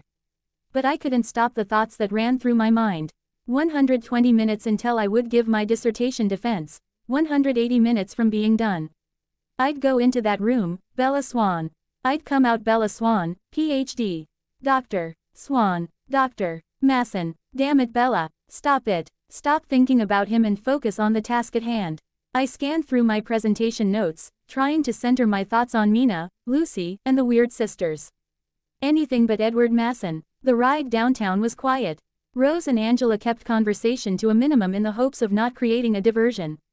I gave up on trying to cram in any last thoughts, choosing instead tea. Oh, look at the window as the scenery flew by. The urban jungle that spread out before me was a radical departure from the green lushness of Whitby. It seemed such a dichotomy, almost like the Industria. Appeal of London is contrasted to the sparse habitation of Transylvania. So much of my life had been about dichotomies. It was finally time to put that to rest. I knew where I wanted to go. One path forward was all I wanted. We're here, Angela announced as we pulled up to the curb. I let myself out of the car, waving in acknowledgement as they promised to meet me in the classroom. Rose and Angela knew me. They understood where my head was at right now. They understood that it was better to leave me alone right now. Making my way across campus, I couldn't help but recall all the times I'd wandered across the campus at King's. Someday soon, I would do it again, not because I had to, but because I wanted to. It was a strange sensation, having such a strong sense of closure when my future was truly uncertain. I guess love and faith gave you that. The room was empty when I let myself in. A podium was set up in the front, wired for sound and audio-visual. I had toyed with putting together a PowerPoint presentation, but given the time period in which the story was written, it hadn't felt appropriate. Hello, Bella, drive. Banner called out from behind me. He stood in the doorway with two other members of the department. Do you have everything you need? Yes, sir, thank you. Take your time, you let us know when you are ready. They settled into seats in the second row. I noticed that Dr. Banner held a printed copy of my dissertation. The two others held notepads and looked bored. I took a deep breath and closed my eyes. I know this. I can do this. It's just a formality. Thank you, Drive, Banner, for arranging this today. My name is Bella Swan, and I'd like to spend some time explaining my arguments regarding the use of sexuality in Bram Stoker's Dracula, as outlined in my dissertation. Deconstructing Dracula and the Victorian sexual archetype. Without a glance back, I launched in. For 30 minutes I spoke non-stop about the story, the character evolution, and how in crafting such flawed female characters, Bram Stoker actually skewered the Victorian sensibilities regarding sexuality as opposed to supporting them. I focused on Dr. Banner, gauging his reactions as I presented my points. And for the first time in days, I felt free, strong, confident in me and who I could be. If Emmett were here, he'd be fist-pumping in the back row and shouting, "Rock that shit." And Edward would be sitting beside him, cheek resting against his fist with an amused expression. They both would have been proud of me. When I finished with my summary, Drive, Banner nodded his head appreciatively. Well done, Bella. We'd like to pose a few questions now. Dr. Cope, would you like to start? His deference was to an older woman on his left with a pinched expression. She glanced at her notepad before looking back up at me. Ms. Swan, you make an argument for the women in Dracula holding all the power, even though Victorian sensibilities recognized women as significantly inferior. Reality is that the men were the ones that truly held sway over the events in the book. How can you justify that Mina and Lucy were truly the influencers? I took a deep breath before launching in. Thank you for the question, Drive. Cope. While the male protagonists were the primary actors, their actions were set off by the choices or lack thereof by Mina and Lucy. Dr. Seward and Quincy's actions are a direct response to their love for Lucy. Quincy's subsequent death was a derivative of that. He sacrificed everything that he had to see that no one else had to experience what Lucy did. Just Ike Rose had when she told me when she refused to let Royce's family threaten Emmett. Dr. Cope's retort was quick. Lucy may have set off a chain of events, but those actions were accidental, the byproduct of her selfish nature. I don't see how you can justify her actions as being the driver for everything in the book. They weren't intentional, Drive. Cope, yet they did set in motion the circumstances in which the male protagonists, and Mina for that matter, found themselves. Our actions are often driven by our insecurities or poor decisions. Even then we can still influence the actions of others in a way that may totally change how things might happen. Like Edward giving me an ultimatum. It had all been there when he said he couldn't handle me leaving and not coming back. It wasn't really an ultimatum, it never had been. It was simply his way of asking me not to leave. He didn't mean to push me away. Their questions continued, each one probing deeper. The more they asked, the more it pulled me down into the morass that had been my life for the past 6 months. The desire, the deceit, the confusion, the love. As rapid-fire discussion continued, I felt myself buffeting back and forth between my dissertation and my life. The path of destruction was wider than I realized. In my attempt to be so absolute in my life, I'd only made things worse. And the realization of how my actions had hurt others was devastating. So what you are saying, Ms. Swan, is that the inherent sexual overtures of Lucy as a vampire were muddied by her actions as a human. Dr. Cope refused to give up, continuing to pound on the dichotomy of Lucy's actions as a human versus those of a vampire. Focusing, I picked up the book I had laying on the podium, and flipped it open. I knew exactly the page I needed. When they find Lucy, after she's been changed, she does use sexuality as a way to lure in Arthur, to try and establish control. If you'll bear with me, I stated, reading aloud from the book. She still advanced, however, and with a languorous voluptuous grace, said, "Come to me, Arthur. Leave these others and come to me. My arms are hungry for you. Come, and we can rest together. Come, my husband, come." There was something diabolically sweet in her tone, something of the tingling of glass when struck which rang through the brains even of us who heard the words addressed to another. As for Arthur, he seemed under a spell. Moving his hands from his face, he opened wide his arms. One could argue that there are blatantly sexual inferences in statements like, "My arms are hungry for you," or, "We can rest together." Yet at the same time, it's the use of the term husband that is telling. The emotional tie is just as strong as the sexual one. Had Edward not loved me, I would have had significantly less sway over him. And all the pieces finally fell into place. My seduction scene had sparked a chain of events. I had tied together love and lust and turned it around in Edward's mind. From his perspective, it all made sense now. I wanted him to make him understand how I felt, but instead of showing him how I loved him, I made him feel out of control and scared. The very thing he had been afraid of for me. Oh God, what had I done? As if picking up on my distress, Drive. Banner cut Drive, Cope off before she could ask another question. "Thank you, Bella. If you could give us 20 minutes please." He inclined his head towards the door. Understanding his dismissal, I picked up my notes, let myself out of the classroom. Angela and Rose were waiting for me in the hallway. "Hey, how are you feeling?" Rose held an arm out to me, and I accepted the hug gratefully. "Baked, tired, seriously in need of a drink. Can we go?" Angela asked, glancing at her watch. "I can't, not yet. The committee will meet and discuss. Then call me back in to give me their decision." I sat down on a bench against the wall. God, I feel like I was losing it there at the end. It all just felt so real all of a sudden. And I couldn't keep it together. "Bella, after all you've been through, I am impressed you even got to this point. There is no way I could have done that. You could have, Rose. You are more courageous about this stuff than I am." This has nothing to do with courage, and everything to do with what you've been through in the last few months. Anyone else would have curled up and hidden away. But you plowed right on ahead. It was amazing. Plowed ahead, but I sure left one hell of a wake, I shot back. It was all too close to the surface right now. I needed a breather. Why don't you all go on ahead to the bar? I'll meet you there when this is done. Angela had stepped away to retrieve voicemail messages. She returned with a curious expression on her face. Who would send you flowers, Bella? There was a voicemail from the neighbor saying that there was an arrangement left at their house for you. I glanced at Rose. There was only one person who would have sent flowers. Do you know what they were, Ang?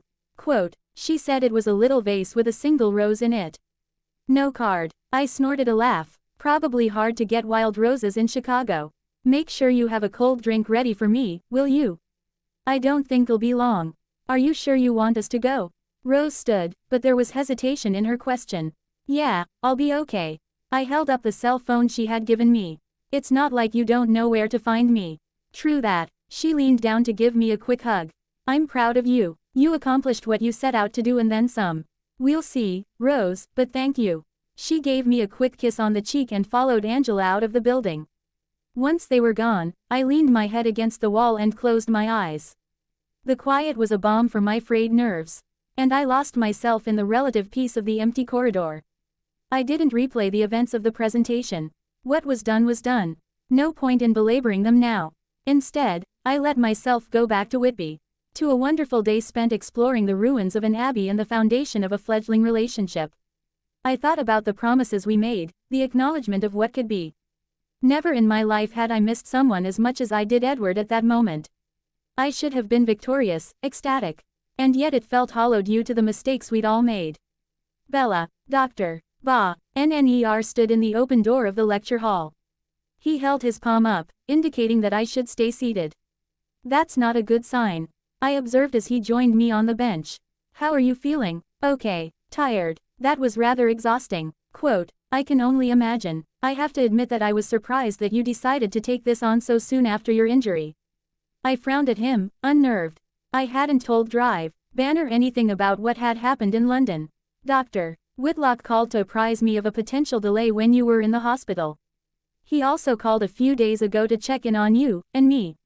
NTIONED that you had been having a bit of a tough go with your recovery. Shaking my head in disbelief, I looked away so that Dr. Banner wouldn't see the tears that had begun to form. Even here they tried to protect me. He was very concerned about you, Bella. I couldn't stop you from going through with your presentation, but I have to agree with him. You should have waited a bit longer. Dr. Banner's words had a finality to them that cut like a knife. So Edward had been right after all. I hadn't been ready, so what do I have to do to resubmit? I asked, the disappointment evident in my tone. Nothing. You don't have to resubmit. I'm sorry. He'd clearly told me that I hadn't been ready. Had I been that bad? Bella, your written work was brilliant. Some of the best original thought I've seen in years. Yes, your oral defense got a bit shaky at the end, but it wasn't a reflection of your logic or your intellect. He smiled and squeezed my knee. I would have preferred if you had waited, but honestly, I probably would have done the same thing if I were you. You've spent your life working toward this point. I am not going to penalize you for getting a bit feisty with Dr. Cope or accidentally calling Arthur Edward. He removed his hand, and pulled a folded piece of paper out of his coat pocket. Dr. Cope took a bit of convincing, but in the end, she saw the light. Congratulations, Swan. He held his hand out. The fold 11 piece of paper there for me to grab. Take this to the graduate school office and drop your watermarked copies off for binding. Once you take care of that, you'll be on your way. Dr. Banner waited for me to take the paper from him before standing. I've taken the liberty of emailing a colleague of mine who is working on a book about Victorian literature. He needs someone to help him with research. I thought it might be a good thing for you while you look for a job. A way to make ends meet. Thank you, Banner. I don't know what to say. As touched by the sincerity of his actions. But I am not planning on staying in the States. Victorian literature, Bella, he's not in the States. Dr. Banner turned back to the lecture hall. Dr. Whitlock gave me the impression that you might be heading back to the UK. Now if you'll excuse me, I am going to go grab a late lunch. The minute the door to the lecture hall closed, I let out a breath I hadn't realized I was holding. I'd done it. And I succeeded. It had been far from flawless, but I'd pulled it off. I stared at the paper in my hand. Emmett was right. A piece of paper wasn't the solution to all my questions or problems. But it was a representation of an accomplishment. One that I'd spent the last 10 years of my life working towards. I couldn't help but feel good about it. 30 minutes later, Angela, Rose and I stood in the center of the same dive bar that we'd drank in as underclassmen. The first bottle of cheap champagne had been quickly polished off and Rose had already placed the request for a second. Slow down, Rose. Champagne hangovers are the worst. Angela cautioned her. Don't be such a stick in the mud, Ang. We are celebrating. You are just crabby because you are the DD. I sat quietly, listened to them banter back and forth. It was strange. I would have expected to be bouncing off the walls with excitement over finally succeeding. Instead, I felt oddly introspective and calm. So, drive, Swan. Just a little something for you. Angela pulled a white envelope out of her purse and handed it to me. Rose stood beside her, trying to fight back a smile. What's this? Just open it, damn it.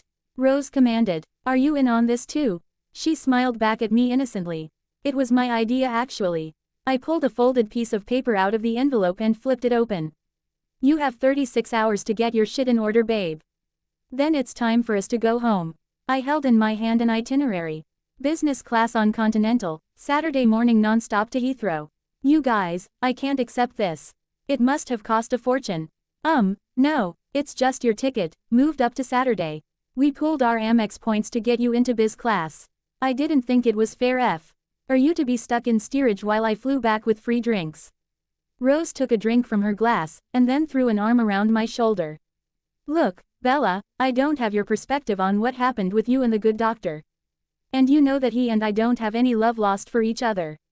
But Emmett called me last night and came clean on the natural disaster that he helped create. I think he meant well.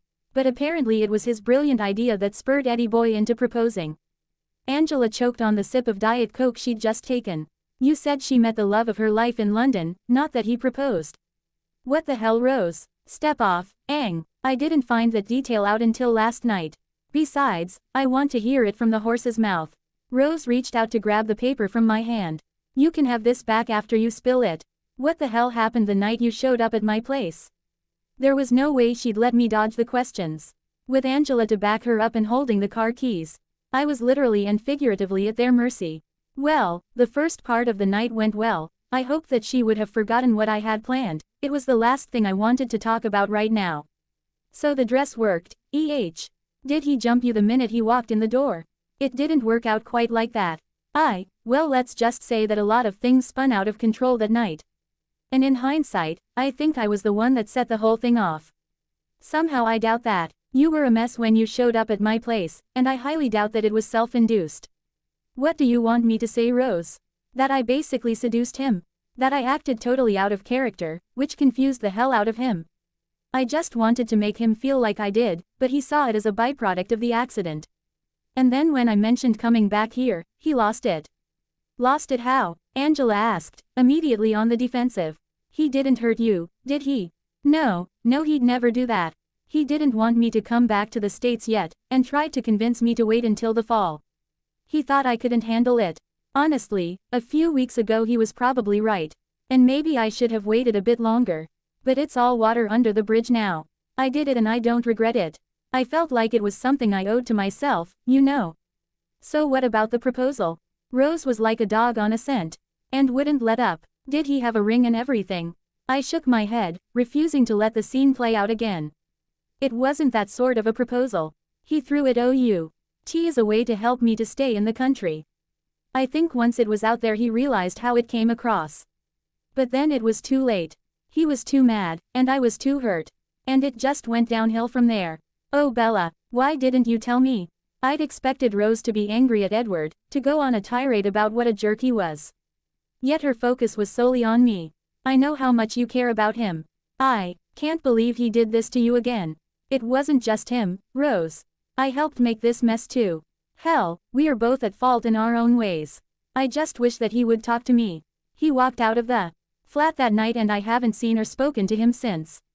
Not once. Angela gasped. But I thought he proposed. He did. Then he told me if I left, he wouldn't wait and walked out. Son of a bitch, Rose muttered under her breath.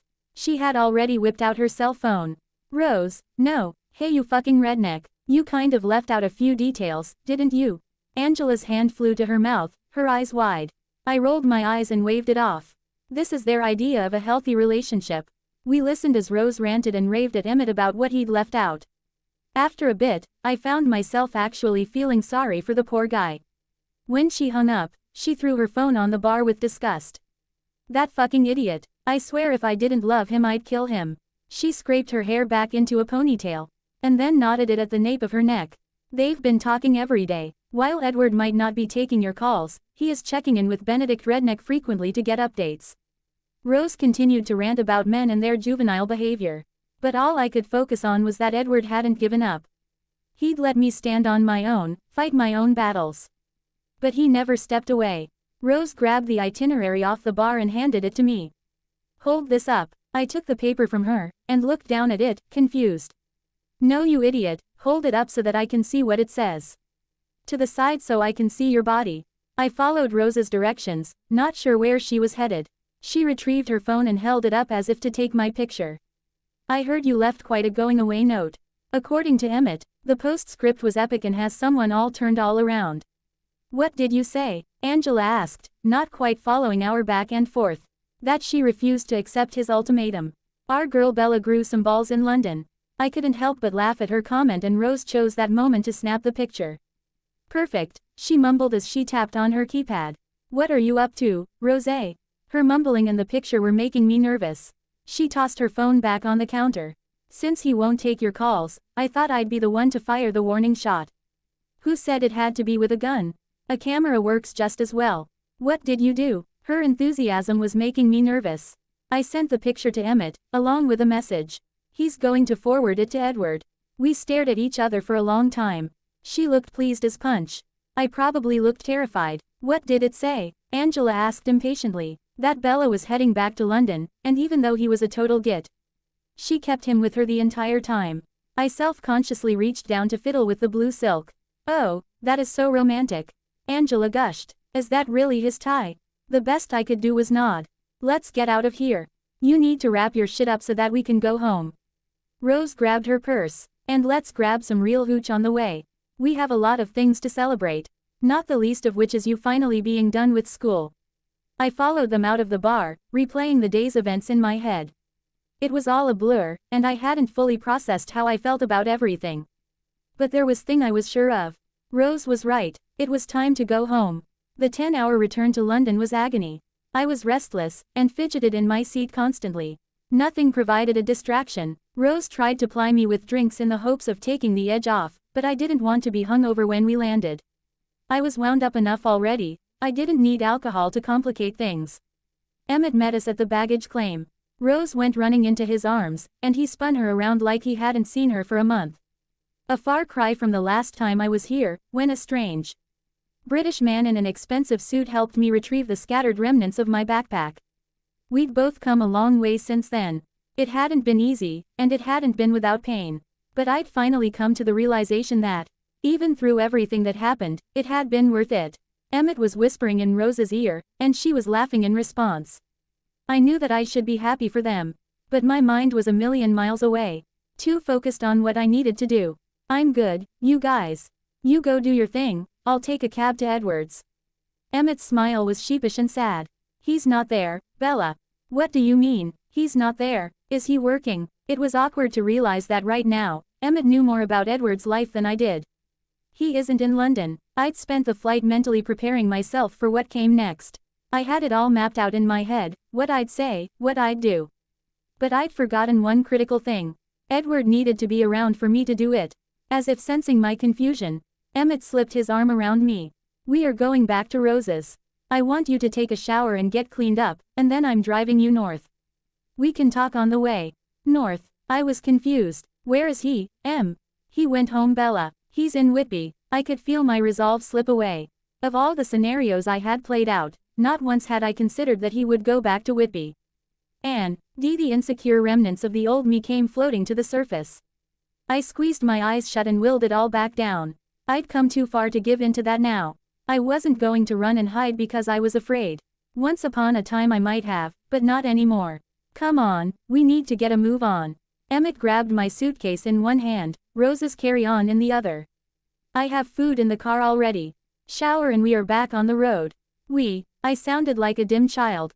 Yep, I have instructions to get you home, in the shower, and then all three of us are heading north. The Cullens have been warned that the savages were descending. I was too tired, to addle to process anything more, and followed Emmett and Rose through the terminal to parking. Our drive through London was quiet, and I used the time to try and clear my head.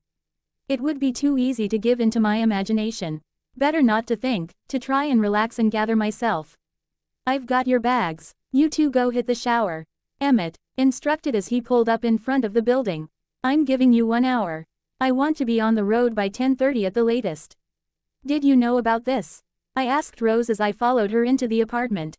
Bits and pieces, not all. I think Emmett is legitimately trying to make right the mess he made. He had help, Rose. It's not all his fault. True, but he needs to fix what he can. He meant well, but dabbling when he should have gone straight to you was not the right thing to do. Now go hit the shower. I'll have Em put your suitcase in the extra room. There is a duffel bag in there if you want to downsize. What I really wanted was to stay, to ask more, to try and understand. But a slight nudge towards the bathroom indicated that she wouldn't tolerate any hesitance. An hour later, we were showered, dressed, and I'd shoved clothes in a small white box into a duffel. Just like my first trip to Whitby, I threw things in haphazardly, not paying attention to whether clothes matched or fit. So long as I had that box, nothing else mattered. Emmett threw our bags in the back next to his, and I crawled in next to them. A bag of sandwiches, chips and junk food sat on the floor behind his seat. Share the wealth, I'll talk as I drive, Emmett instructed as he navigated Saturday morning traffic.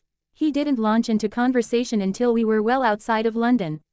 Look, Bella, I don't know how to begin to apologize for what happened. I know that you were pissed off about us talking behind your back, but you have to understand that we really meant well. Strangely, I didn't feel the same flare of anger I had when Edward had said something similar. Maybe it was time, maybe it was proximity, maybe it was the context. I just wish one of you would have said something to me instead of plotting behind my back. That's not fair. Emmett glanced back at me in the rearview mirror. I did try and talk to you, you know. That day at Rose's. And I told you I was fine, didn't I? Did you think I was lying, Em? He was quiet for a few minutes, processing his thoughts. I didn't know what to think, Bella. You were having meltdowns left and right from what I heard. You kept your cool that day. But you seemed different somehow, and it worried me. Tell me how, Emmett. How was I different? Because I pushed. Because I didn't give in to what you guys wanted. Yeah, that was a lot of it. I shook my head and looked out the window. Emmett, hadn't you both been encouraging me to stand up for what I wanted, to not back down? That's exactly what I did. Emmett sighed and ran his hand across his jaw. I realize that now, Bella. At the time, I was so focused on what I perceived to be your volatility and your recent accident that I didn't take into account the changes that had started beforehand. Neither did he. Quote, at last, we'd finally reached the 800-pound gorilla in the room. The emotional volatility was legit, Em. I'll give you that. But I had a handle on it before I went to Chicago. Jasper wouldn't have given me the thumbs up if I hadn't been ready. Yeah, that is a little bone of contention amongst their family right now. I feel sorry for both Edward and Jasper. As it sounds like Alice reamed both of them. Edward for pulling what he did, Jasper for getting everyone wound up, then failing to communicate the emotional improvements that he saw in the last week. I think Edward lit into Jasper pretty badly. He needed someone to lash out at, and Jasper was an easy target. I shook my head and looked at the window, not sure to feel about that fact. Look, Bella, Em fucked up. But I think it was out of legitimate concern. Hell, it was for all of them. They weren't trying to control or hurt you. I know that, Rose. And I realize that I exacerbated the situation. I managed to find a way to become comfortable in my own skin here, which included a lot of changes. I think ultimately that was just as much of a contributor as anything Em could have said. There are also some things that Edward needed to deal with that fed the situation. No one was completely innocent, yet no one was totally culpable either. Using water as an excuse to be quiet for a moment, I took a sip.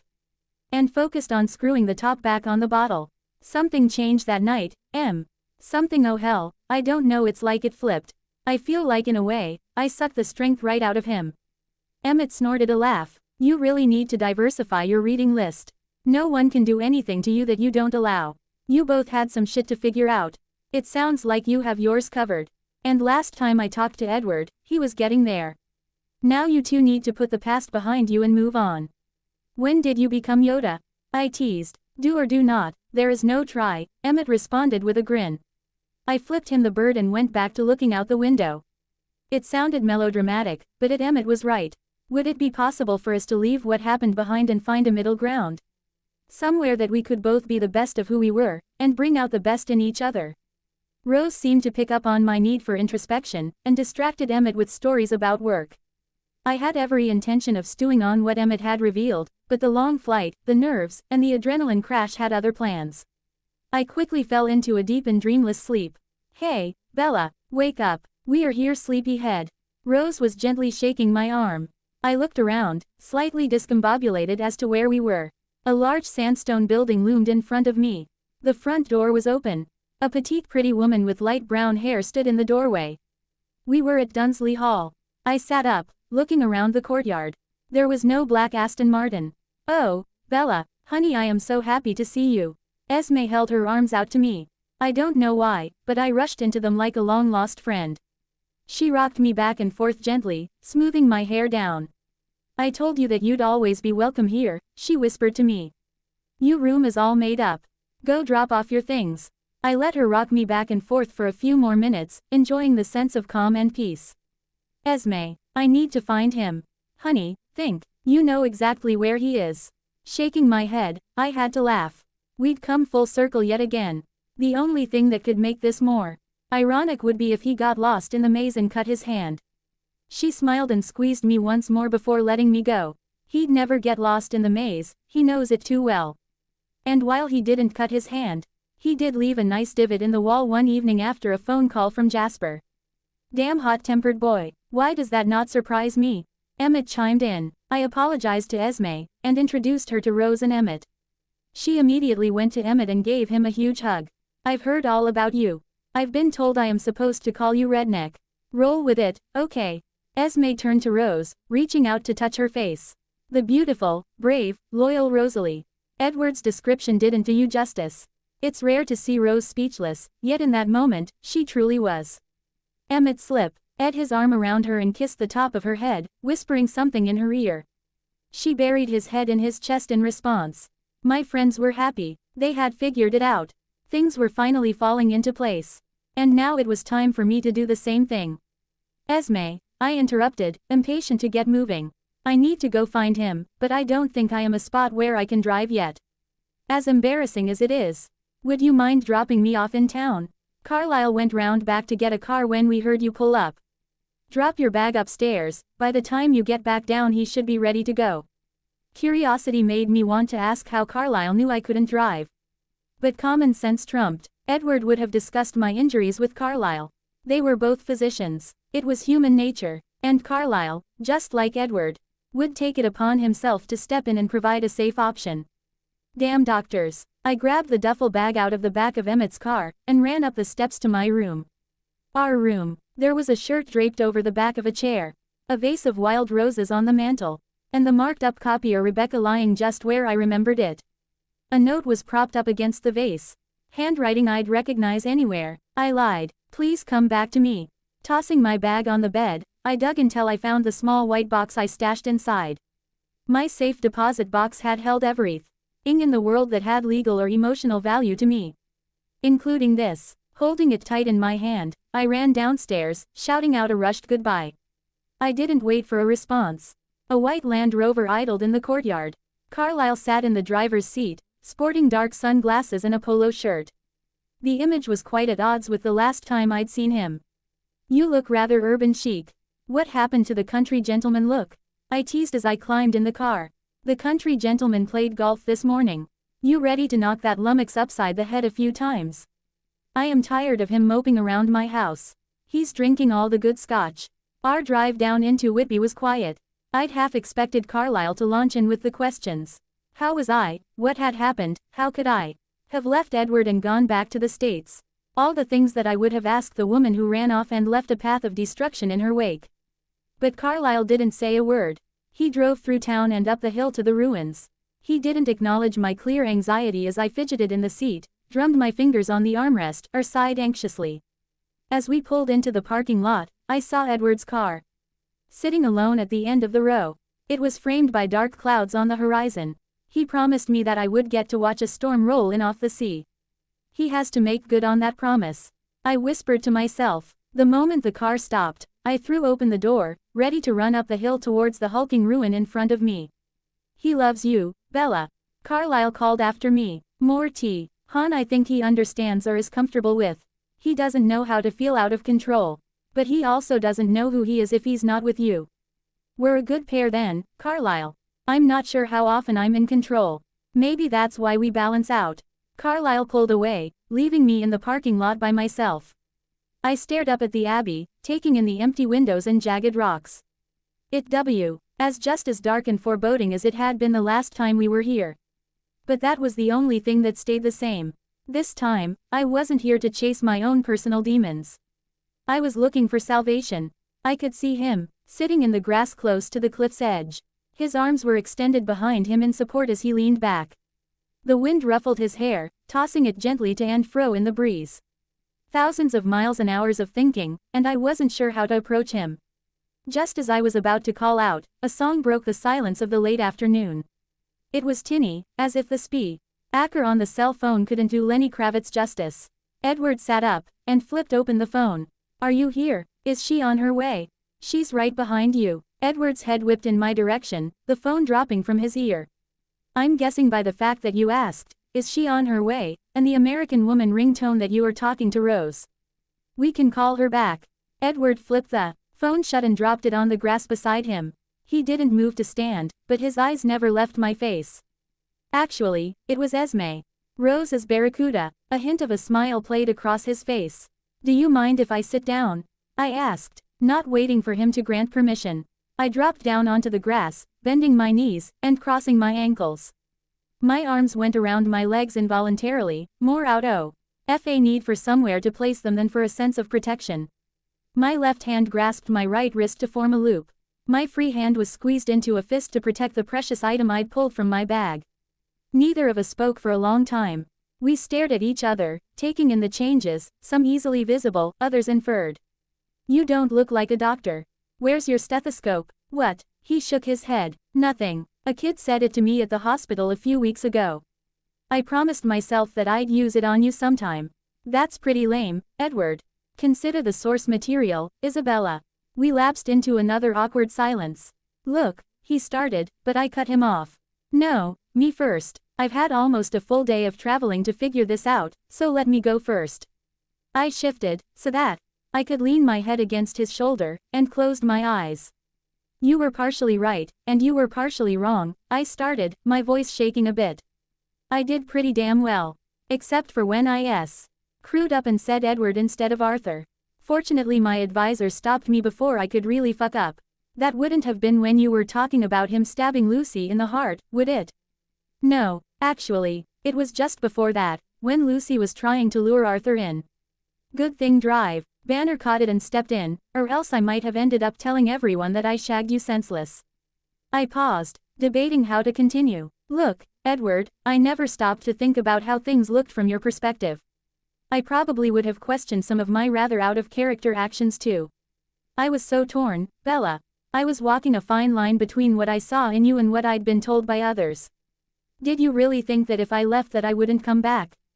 He sighed, and shifted his gaze out to the horizon. It was never an issue of thinking you didn't want to come back. It was what would happen if you couldn't. I sat quietly, waiting for him to continue. So you are Drive, Swan now, Yes I am. I am also Drive, Swan, who has an in-person interview about a research position at a literary foundation in London on Wednesday. I did a short phone interview with them yesterday morning. And it seems like a good fit. I'm glad for you. It sounds like everything is falling into place like you said it would. I should have had more faith in you when you said that it would all work out. There was another lull in conversation as we watched the waves break. Taking a deep breath, I decided that it was time to lay it all on the line. I don't know if everything is falling into place. Yes, I got my doctorate, but it felt hollow without you there. I kept imagining what you would have looked like if you'd been there. But it's probably a good thing that you weren't. I reached down to pull out a handful of grass. Extending my arm, I opened my palm so that the wind could catch the blades and carry them away. One of the last questions they hit me with was about sexual and emotional manipulation. I'd been thinking a lot over the previous days as to how much our relationship paralleled relationships in the book, and my response really crystallized something about us. I accused you of manipulating me emotionally, and I do still think in a way that you did, but I realize now that it was never malicious. More out of self-preservation than anything. I pulled you, another tuft of grass and extended my palm, letting the blades float away. Maybe it was a naive way of trying to let the fear and hurt go with it. But I also get now that I was just as bad. You were worried about me. And my actions that night probably came off as completely crazy, and my response after just as manipulative. I couldn't see it until I had the distance and perspective to think rationally. My hand dropped back to the ground, fisting into the grass. All I wanted to do that night was make you feel like I did. I wanted to throw you off balance and make you experience what it felt like to be out of control and totally consumed. Make you realize how much I really did love you. And in doing that, I made things 1,000 times worse than they should have been. And then I couldn't reach you. And I couldn't not go back, because if I didn't go back, then we couldn't go forward. The words were spilling out faster now, and tears filled my eyes. It hurt to admit my culpability in everything. But I had to in order to make things right again.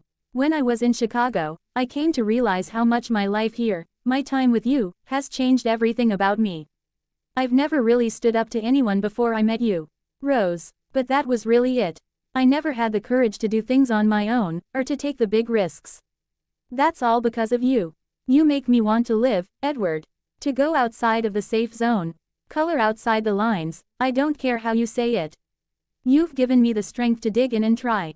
I never had that before. I am the person sitting here today because of your influence. Giving a sharp tug, I pulled another chunk of grass up, but Edward's hand on my wrist prevented me from releasing it into the wind. Is this the sitting outdoors variation of peeling the label off a beer bottle? He asked quietly. I laughed and shook my head. I guess I am a little nervous. Don't be. He released my wrist, and pulled his knees up to mirror my posture. I probably have just as much, if not more reason to be nervous. I was a git, and I handled everything wrong. I'd gotten all wound up from talking with Jasper, and never stopped to check in on your progress. I didn't realize that you were doing better, and hit the panic button when I thought you might leave. He had me so worried that you would fail and be stuck in the States and that I'd lose you. Like you lost Maggie. I finished the sentence for him. Initially, yes, but then I realized that I was using Maggie as a bit of an excuse.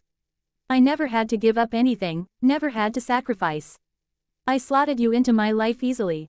You were the one giving up everything, taking 98% of the risks. The only risk I ever had was losing you, and I pretty much messed that one up on my own. That's when Liz, that you were a scrapper and that there were things in your life that predated me that you needed to do. I may not have offered to give up my country or my home, but I gave up my stupid immature need to hold on to you so tight that you'd never get to fly. He stared out at the horizon for a long time. I could see the muscle working in his jaw, and I knew enough to realize that he was processing his thoughts. He'd talk when he was ready. I've always been in control, Bella. I save people. I always have the answers. But I don't have any of that when I am with you. And it doesn't matter. It's scary to have faith in that when you aren't here. I guess I am the one that needs to have more faith in the things I can't control. You say that you love me, and that should be enough for me. I need to figure out a way to trust that. I squeezed my fist tighter, feeling the cut of metal in my hand as validation of the decision I made earlier. It probably hasn't helped matters that you and I are great at talking and confrontation, but seem to shy away from what's really on our mind. If this is going to work, Edward, we both need to get over that. A faint trace of a smile graced his face. It was nice to see. I had the same thought. He responded. I'll admit that I've distracted you in the past to keep from talking about things. Although I can tell you now, there is no way in hell I will ever give up baiting you. It's part and parcel to who we are. I wouldn't expect you to. Just know that I may dish it back now too. I'm not little wimpy Bella anymore. I think I know how to push back now. Now that is something that I'll enjoy seeing.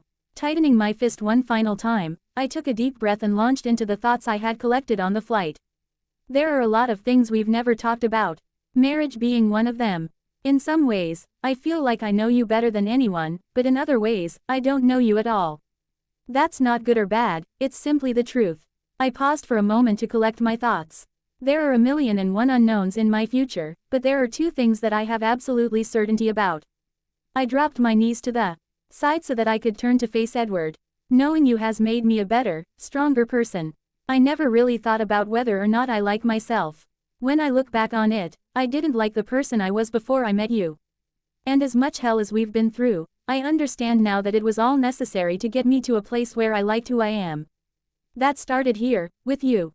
Edward continued to stare out at the water. Look at me, please. I was scared, and I needed some sort of response, or reassurance from him before I continued.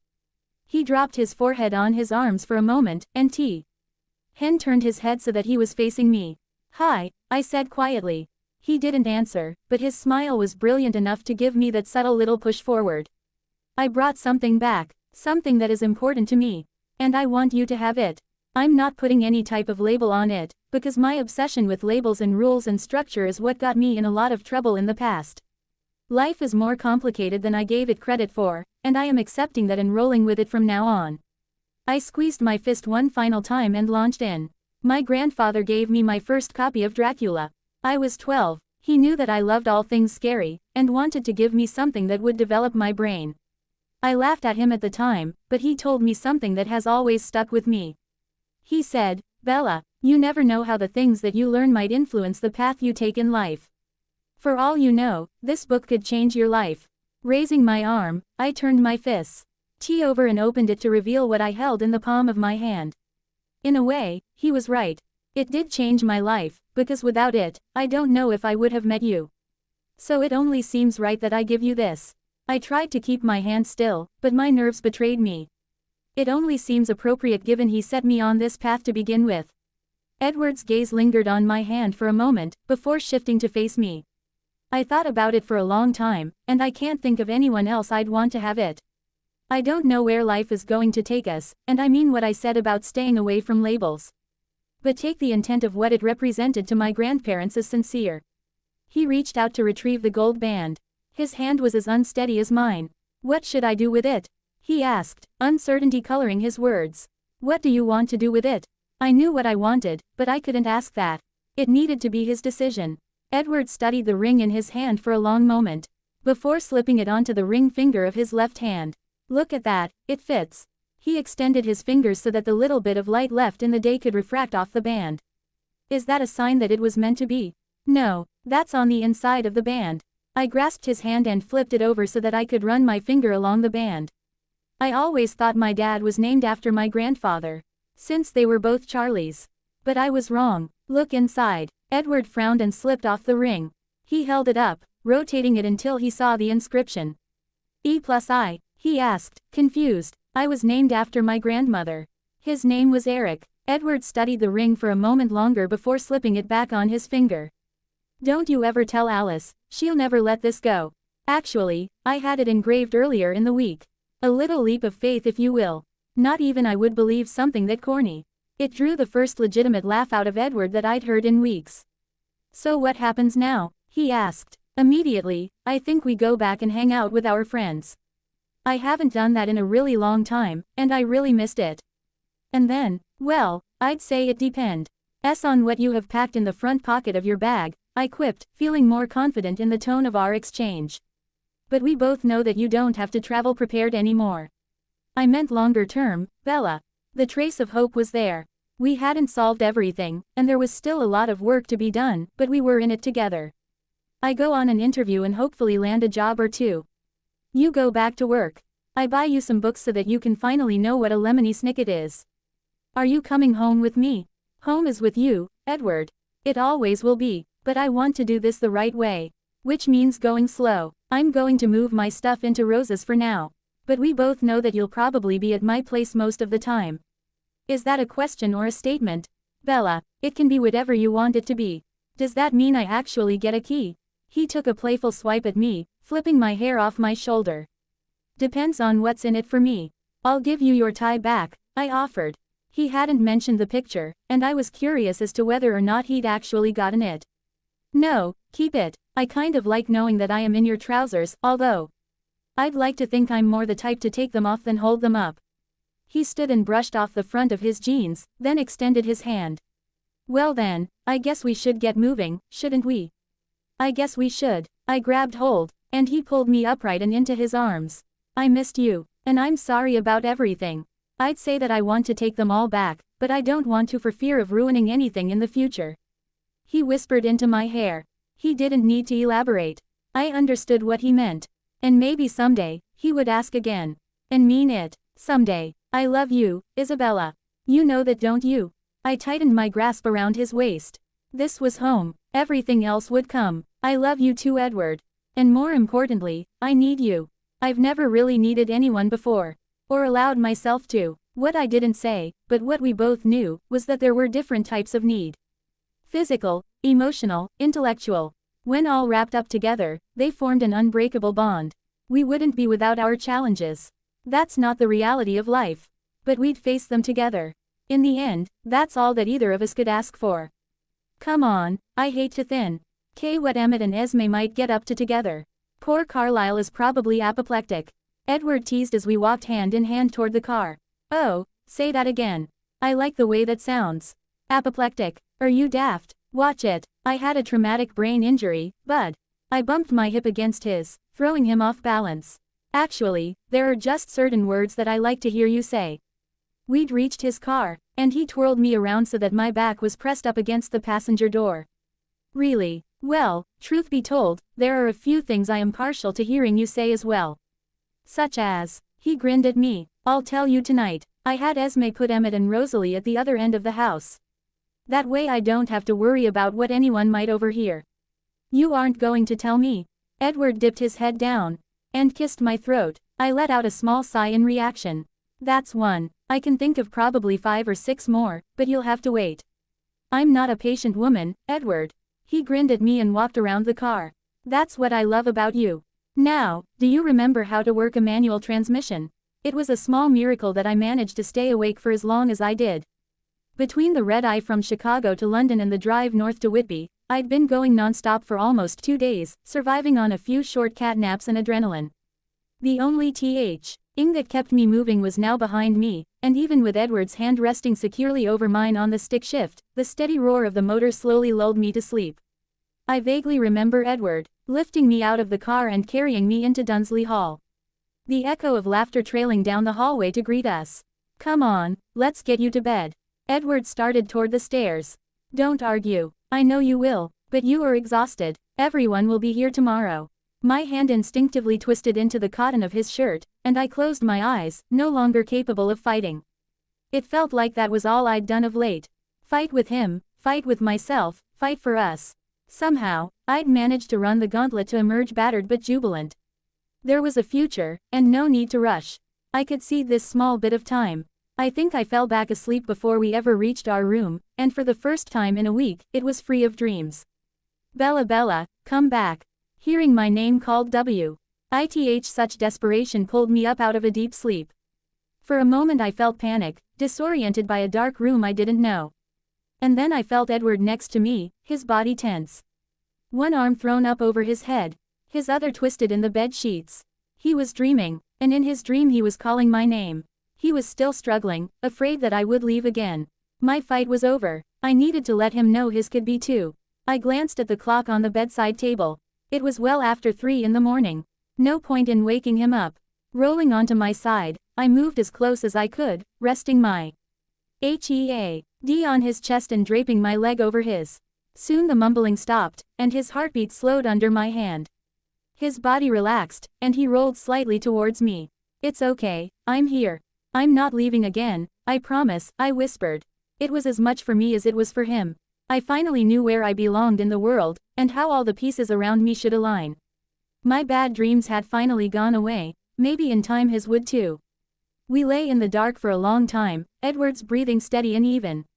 He didn't talk anymore. Wake up, sleepyhead. Fingers combed through my hair, starting at my scalp then gently dragging down through the tangles. I pressed my face deeper into the pillow, enjoying the sensation. He continued the circuit, fingers pushing gently against my scalp, then pulling through my hair. letting the strands fall back to my shoulders only to repeat again. Pressure, work through the tangles, fall away. Over and over. I don't suppose you brought me breakfast in bed, I am. Umbled into the cotton of the pillowcase. Breakfast was hours ago. I did bring you a cup of coffee, but late lunch is more like it. I rolled over and gingerly opened my eyes. The room was still dark. The heavy damask curtains drawn against any light. What time is it? It's 2 in the afternoon here, 6 a.m. in Chicago. I'll let you stay on Central Time for one more day, and then we are reprogramming you, Edward teased. So long as you keep doing the hair thing, you can reprogram me all you want. I struggled to sit up, feeling a bit lightheaded. It had been more than a day since I'd last eaten, but I didn't feel overly hungry. Coffee. Yes, coffee. And some toast. I didn't know how hungry you would be. Let me hit the loo, then I'll down that in 2 gulps. I crawled out of the giant bed and stumbled to the bathroom. My legs felt a bit rubbery, and I had to brace myself before sitting down. Maybe that food would do me good after all. You realize what you just said? Edward called to me, his voice muffled by the closed door. What? That I had to go to the bathroom. It's a normal thing people do when they wake up. I might even brush my teeth too. I flushed the toilet and turned the water on in the sink, quickly washing my hands before spreading toothpaste on my brush. No, Bella, you called it the loo. What? I mumbled through a mouthful of foam. Brits call it the loo, Bella. Since when do you use British slang? I leaned over to spit toothpaste in the sink, then cupped my hand to catch the cold water. A quick sip and rinse, then another cup splashed on my face had me feeling halfway human. I glanced in the mirror, and was greeted by bright eyes, hopeless hair, and dark circles. I looked like I hadn't slept well in a week, and I really didn't care. Rue opened the door and rushed across the room, throwing myself in Edward's arms. The momentum was enough to knock him backward from his perch at the edge of the bed. Since I decided to become a wannabe Brit, I whispered against his cheek. They really do have some rather quaint sayings. The man at customs told me I was the bee's knees. That you are. Now I thought you wanted coffee. Edward teased as he kissed my shoulder. I wrapped my arms around his neck and pulled him closer. Screw the coffee. We're back here and we're okay. Everything else can wait. We'd said our piece yesterday, layin'. Everything out on the proverbial table for analysis. We'd both collapsed in a state of mental and physical exhaustion after, letting a bit more time heal the wounds. The road stretched out in front of us, no clear path. Just ours to explore. There was no map, no directions, and I'd finally decided that I could be okay with that.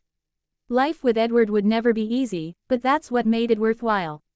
I understood how our pieces fit together, and as long as I kept sight of that, I could allow everything else to just be. It was a testament to how much I had grown, and because of that growth, how much I could trust those around me. You need to eat, he insisted as his fingers ghosted along my neck. Your blood sugar is probably low. I'm fine, I insisted. But Edward would have nothing of it, rolling me off onto my side so he could reach over me. Eat a slice of toast, he demanded, holding it aloft. I'm fine, Edward, eat. I frowned and took a vicious bite out of the piece of bread. It was almost too big, and I had to chew vigorously to swallow. More please, he instructed, sounding like a demanding father. Or pediatrician. I guess he wasn't far off. Your bedside manner sucks, I snarked before taking another bite. He continued to hold the toast as I chewed. 4 more bites, and I'd managed to consume it all. Better, but Edward's hand, now free of toast, moved towards my face. His thumb pressing against my chin, forcing me to turn away. You have butter right here. His tongue was warm against the corner of my mouth, just a quick touch and then it was gone. How do you do that? I whispered, my heart slamming in my chest. Do what? Wait, missed a spot. His tongue was back, just underneath my lower lip, a tortuously slow tease. You barely even have to touch me, I whispered. My breathing shallow. I don't want to rush anything or be stupid, but my God, you just. He kissed my chin, moving lower, down my neck to the hollow of my throat. His cheek came to rest just to the side. And he didn't move. God, I love that feeling, he said, his fingers pressing into the same spot on the other side, just above my collarbone. I can feel your pulse racing, and I know that I do that to you. He grabbed my hand and flattened my index and middle fingers against his throat, in exactly the same spot. I could feel the steady thrumming as his blood raced below the surface. It was a strong staccato thump just like mine. It affects me too, Bella, don't you understand that?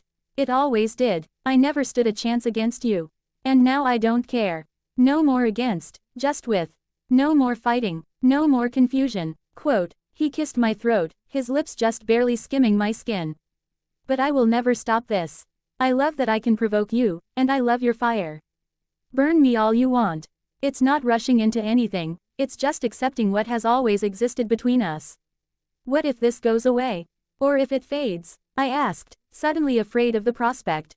Edward laughed and propped himself up on an elbow. Do you trust me? I came back to England, didn't I?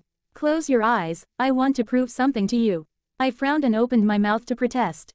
Isabella, he warned. Fine, I huffed, closing my eyes. When I met you, you were so closed off, Edward murmured.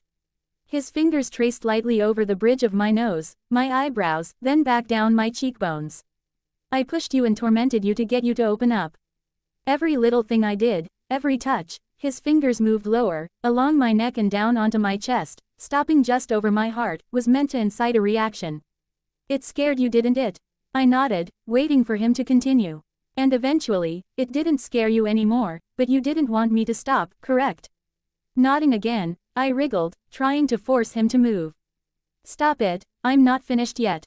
Do you like being off balance? Yes, I whispered, my answer coming out too much like a question. So tell me, he asked, did you like throwing me off balance? Before I panicked and blew everything up. His hand started to move again, up along my collarbone, down my arm, raising gooseflesh as he reached the inside of my wrist. Quote, when has anything about us ever been calm or complacent? His hand moved across my stomach, slowly pushing the cotton of my t-shirt out of the way. If I can make both our hearts beat this hard by barely touching you, how the hell would that ever go away? My eyes flew open, and I tried to sit up, but Edward would have none of it. Isabella, he warned. Fine, I huffed again, dropping back and closing my eyes. Are you worried about getting bored? Edward asked as he resumed his exploration, drawing small patterns on my stomach. Waves, circles, loops. Somehow I don't think you'll ever be boring, I gasped, squirming and trying not to laugh. His touches tickled. Then what are you afraid of? He asked. We've already established that I will probably put up with everything you dish out and then some. I sat up again, my elbows holding me in place. Are you admitting a weakness? Edward frowned, taking in my smile. Then he laughed, shaking his head in amazement. Everything about you is a weakness, you silly, insecure, petulant little girl. Don't you get that by now? Really? I was amazed, totally dumbfounded. I wasn't insecure about how we felt about each other, but I never anticipated that we would be on equal footing. At least not in that regard.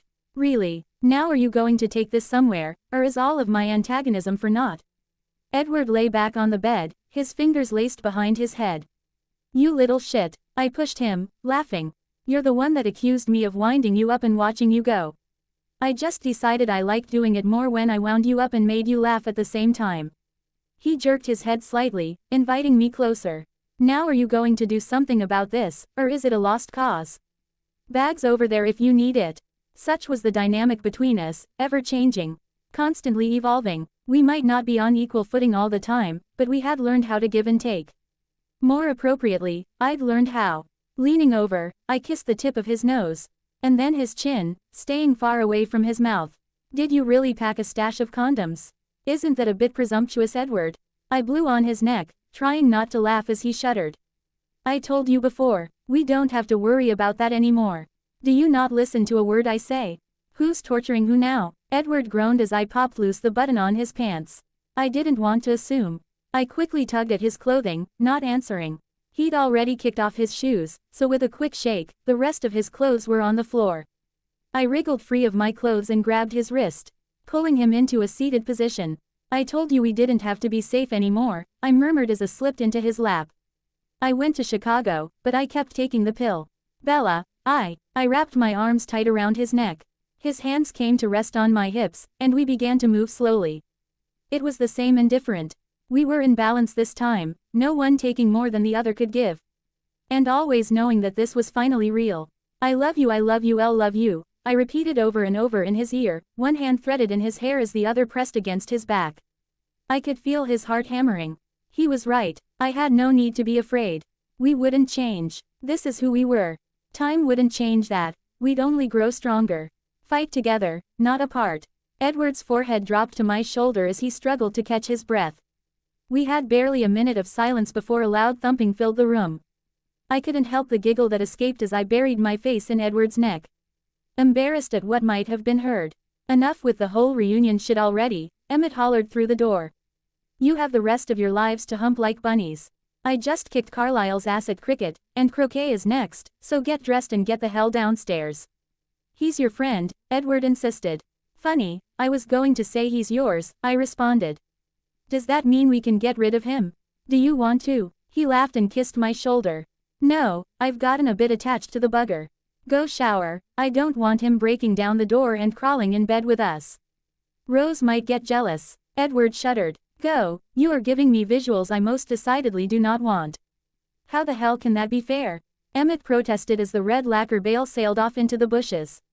All's fair in love and croquet, Emmett, Esme chided, twirling her mallet. Did you really think I was going to go easy after you trash-talked your way through cricket? I sucked my upper lip in between my teeth to hold back a giggle. Apparently Emmett made the mistake of telling Carlisle and Esme about his experience playing rugby with Edward. Ems decide. D to further his indoctrination by introducing him to other English sports. We'd obviously been too busy to make his introduction to cricket, but we weren't spared Emmett gloating about how he'd lit up Carlisle. There was some additional color commentary about baseball being a real sport. Emmett was far from the gracious winner, even if it was merely batting practice. Esme, ever the loyal wife, decided to take him down a peg by bringing out the genteel sport of croquet. Immediately rising to the bait, Emmett made it all of 10 minutes before Esme had sent the first of his balls sailing out of bounds. His eyes were wide as she turned to face him with an innocent smile. St. Mary's High School, 4 years of field hockey, she said sweetly. Didn't you get offered scholarships? Carlisle inquired. A few Big Ten schools offered up money, but I decided to focus on academics instead. She twirled her mallet like a baton. Your turn, Emmett. Emmett fumbled, shocked by the turnabout. He glanced over at Rose, hoping for some sort of support or reassurance. I was unsuccessful in holding back the laughter. Petite Esme, looking like a schoolgirl twirling a demented baton, stood next to Emmett, beaming. She was so tiny next to him, the perky little head cheerleader next to the star quarterback. Only instead of basking in adulation, the star quarterback's handsome face was marred by a scowl. He was even less gracious as a loser. Consider this payback, Benedict Redneck, Rose teased. You deserve to have your ass kicked, just be glad it's not me. If you think you can take me, you're daft woman, he shot back. I'll haul you out back to the woodshed and whip you senseless. Emmett, if you are going to throw about the Queen's English, you might want to consider not following it up with something out of the Deliverance, Esme teased him. Now are you going to play or concede? Squeal boy, Rose shouted, before dissolving into giggles. We were all punchy from the fresh air and exercise, and found ourselves laughing over every little thing. Emmett grumbled and stalked towards the bushes. And there goes Emmett, off to find his nards, Carlisle laughed. Ball, singular, Emmett shouted back. Don't go cracking out all your cheesy British sayings on me. Bella and I already established they make a great game, didn't we, B? That we did, M. I smiled, remembering a silly little game that had helped pull me out of my funk. Once I'd laughed at them, now they were working their way into my vocabulary, just more proof that things had indeed changed. Carlisle, Rose and Esme all stared at me as if I had two heads. Behind me I heard Edward chuckle. Bear with me, I said. I waited for Emmett to return from the bushes, spinning a red lacquer ball in his left hand. Waving to catch his attention, I turned my hand, holding it up, index and middle fingers extended to form the number 2. But instead of turning my hand to face him, I kept my knuckles out and shook my hand slowly. Edward snorted beside me. Game on. Emmett dropped his mallet and shot out his right hand, middle finger extended to flip me the bird. Right back at ya, drive. Seuss. And I like the American version much better. Edward, I worry about the company you are keeping, Carlisle sighed. They can be quite crass. Oh faff off, Carlisle. I've seen you do worse, Esme corrected him. Quote, I do believe one of your favorite sayings is, go see a man about a dog, is it not? Can you tell me how a dog is synonymous with taking a leak? Carlisle's cheeks turned a brilliant scarlet red as we all collapsed in laughter. Soon croquet was abandoned for the genteel art of insult hurling. Someone would throw out a saying, and it would be countered with its, across the pond, equivalent. Edward E. Venn snorted when Carlyle threw out, meat and 2 veg, and Rosalie countered with, franks and beans. Why anyone ever thought to compare genitalia to vegetables was beyond me. As enlightening as this is, it's getting late. And I need to start dinner, Esme said as she climbed to her feet. I'll help you. Rose jumped up, followed by Carlyle. I need to call and check in at the hospital, Edward whispered to me. Go ahead on in, I kind of like it out here. Go on, you limey prick, Emma teased. I'll keep her safe. That's exactly what I'm afraid of, Edward shot back. They both smiled with each other. And Edward rapped Emmett on top of the head. Snarky bugger. We sat in silence of a while, watching as the sun dipped below the horizon. So are things what you expected? Emmett asked. A finch bounced across the lawn, stopping here and there to root for grubs or worms. In the distance I could hear a dog barking. All peaceful, normal sounds, nothing out of place. Was it what I expected? I don't know, Nothing has been, but that isn't always a bad thing. Yeah, I get you there. He leaned back on his hands and stared at the trees. I'm glad we were both too stubborn to give up on each other. Or give in for that matter. We would have missed out on some amazing things. You know what's funny, You are the only guy the first can think of where settling wouldn't have been a bad thing at all.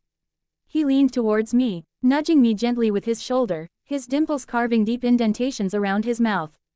Nah, I'd break you. In your dreams, Benedict Redneck. I reached up to press a finger into his dimple. He smiled deeper, grabbing my hand so that he could kiss my wrist. I will never betray you, Bella. Ever. So much hung between us with that simple statement. We'd kept each other afloat. And learned so much from each other. We'd also each done our fair share of damage. But the damage had been necessary to reach the point we were at today. I may always call him Benedict Redneck. But it will forever be said with affection, not malice. In truth, I could never ask for a better friend. You are one of a kind, Emmett. Don't you forget that, Dr. Seuss. He stood, brushing off the seat of his pants. And my one of a kind is inside. I'm headed in, you coming? No, I'm good. He smiled and started toward the house. Don't stay out here too long. We don't want some dark and mysterious stranger to steal you away like Miss Lucy. Haha, funny. Believe it or not, I've had enough Dracula parallels to last me a lifetime. Now go away and take your Bowie knife with you, Quincy. He laughed and turned his back on me. I watched Emmett walk across the yard, his long stride relaxed as his head bopped to the beat of an unheard song. Once he was out of sight, I heaved myself up off the ground and wandered toward the tall hedge that had lurked in my peripheral vision for the last few hours. It felt like ages ago that I'd gotten lost in the maze, the despair. And the realizations of my mistakes sending me into an absolute panic as I raced blindly to find an escape. Somewhere in those dark green walls, I'd started to find the answers that had resided within all along. In the fading light, the maze had the same mythical quality it had that first day. The green hedges a pristine deep emerald against the hazy pink and purple sky. I'd spent so long living in books, constantly comparing real life to the written word, that I'd missed out on the real things. It didn't mean that I couldn't find the beauty and similarity, I just needed to know where it ended. When Alice and I were small, the people that owned this place used to throw big parties here. All Hallows Eve, summer solstice, you name it. I can't tell you how many times we got lost in that maze. Edward observed from behind me. The night you showed up here, and I came busting in soaking wet. That's where I'd been, I responded. I got lost, and then I panicked when I couldn't find the other side. I kept hitting all these dead ends and wrapping back around. I finally gave up and backtracked until I found my way out. Edward grabbed my hand and pulled me into the maze, weaving expertly through the tall hedges. It's too dark. We're going to get lost. I protested. The memories of being stuck came rushing back, and I could feel the claustrophobia start to close in around me. You won. Get lost if you know what you were looking for, Edward answered cryptically. We continued to weave through the hedges, the darkness slowly settling in, turning the hedges darker and darker until they were almost black. Just when I was about to demand we turn back, we entered a small rounded clearing, roughly 8 feet in diameter. A small iron table and 4 chairs were arranged in the center. I'd not found this spot the last time I was here. Edward picked up the hurricane lamp from the center of the table, retrieving a small lighter hidden underneath the base. Good old Esme always keeps a torch at hand, he murmured as he lit the candle and lowered the glass back into place. The flame flickered against the damp wax before catching on and growing. A steady, warm glow illuminated the small clearing, returning the hedges to their previous emerald glory. I didn't find this last time, I murmured as I walked around the table, taking in the setting. It was so mystical, like something from another time or place. This is a labyrinth maze, Bella. There is only one branch, one way in and out. The challenge isn't to get from one side to the other, but to get to the center and back out again. Edward pointed to the opening on the other side of the clearing. That is the way out, and it ends where we began. You've got to be kidding me, I sighed, leaning against the edge of the table. Wouldn't it just figure? It was fitting in a way. I'd gone in looking for the other side, focused on the end and not the journey. I'd gotten lost along the way because I wasn't ready to reach the end yet. I needed to get to the center first, to the heart of the matter. I had to find myself before I could find you, I said quietly. That seems to be the case for both of us, wouldn't you say? Edward lifted the hurricane lamp off the table, and extended his free hand to me. But we know where we're going now, and we have light. We won't get lost this time. I took his hand and followed as he led me out the other side of the clearing. He was right, we wouldn't get lost, not this time, and even if we did, we were together. We'd make it adventure. We knew how to do that now too. December 25th. I guess it's appropriate to christen a new journal, and a soon-to-be new year on a proverbial day of rebirth. Things have finally quieted down. Gifts have been opened, dinner consumed, and everyone has gone home. I never really understood the appeal of the holidays until now. My family never made a big to-do about it. This year Mum and Dad were off in Australia visiting friends, so I made the impromptu decision to have everyone over to my flat. I'd not taken into account how spending Christmas with 3 Americans might change my perspective on the holiday. Their approach was quite different from mine. Tons of presents were added to our usual fare of food and drink. Bella insisted on watching a god-awful movie called A Christmas Story. She insisted it was a tradition, but I found it bloody terrible. Complain as I might, I do have a lot to be grateful for this year, and today was living proof. I woke up to hear Bella banging around the kitchen, singing Christmas carols off tune while making coffee. Jasper and Alice arrived around 10, loaded down with wine and gifts. It seems that my sister was bitten by the conspicuous consumption bug, and decided to go blow for blow with the American contingent. By the time Emmett and Rose arrived, the gifts were spilling out from under the tree and into the middle of the room. The presents were fun, but the laughter and enthusiasm were even better. At one point during a lull in the conversation, Emmett and I managed to sneak away so that I could slip him the keys to my car. He had a little surprise lined up for Rosalie in the way of Christmas drinks at Duke's. Apparently she had quite the thing for James Bond, and he thought it would be fun to take her to Duke's for a martini in an Aston Martin. That boy is so head over heels it is cloying. But I can't begrudge him that. When I gave him the keys, I also handed him a small envelope. When he opens it later, he'll find a news clipping. I figured it would be better for him to have it, and decide how to tell Rose in his own way. Apparently Asian authorities are not as lenient as British ones. Royce couldn't bargain his way out a second time. Everyone gets what they are due one way or another. It may have taken more time than any of us would have hoped, but Royce will be spending a few years as a guest of the Japanese government after his arrest for beating and raping a woman at nightclub. Dare I say it, I do think the Honorable Royce King would tell you that the British penal system is much preferable to that of the Japanese one. Speaking of getting their due, the project that Emmett and Rose were assigned to announced that they are ahead of schedule. It should be wrapped and complete by the end of January. That change in schedule was all the reason Emmett needed to finally sit down and talk about the future with Rose. They will be going back to Chicago together, although Emmett insists that he'll always be a Southern boy at heart. I bet Bella 20 quid that they'll be married and pregnant within a year. Bella laughed at me and said no way. I upped it to 40 quid and threw in that Emmett would stay at home with the baby. She took my bet. As much as we laugh about it, Bella took the news hard. I think that deep down she always hoped that Rose and Emmett would stay here in London. But knowing that wherever they go, they will be together was enough to quell the sense of sadness that she felt at seeing her friends go. She's asleep on the couch right now. Life has been insane for her. Working full-time at the foundation and waiting tables a few nights a week has run her down to the quick. But there is a light at the end of the tunnel.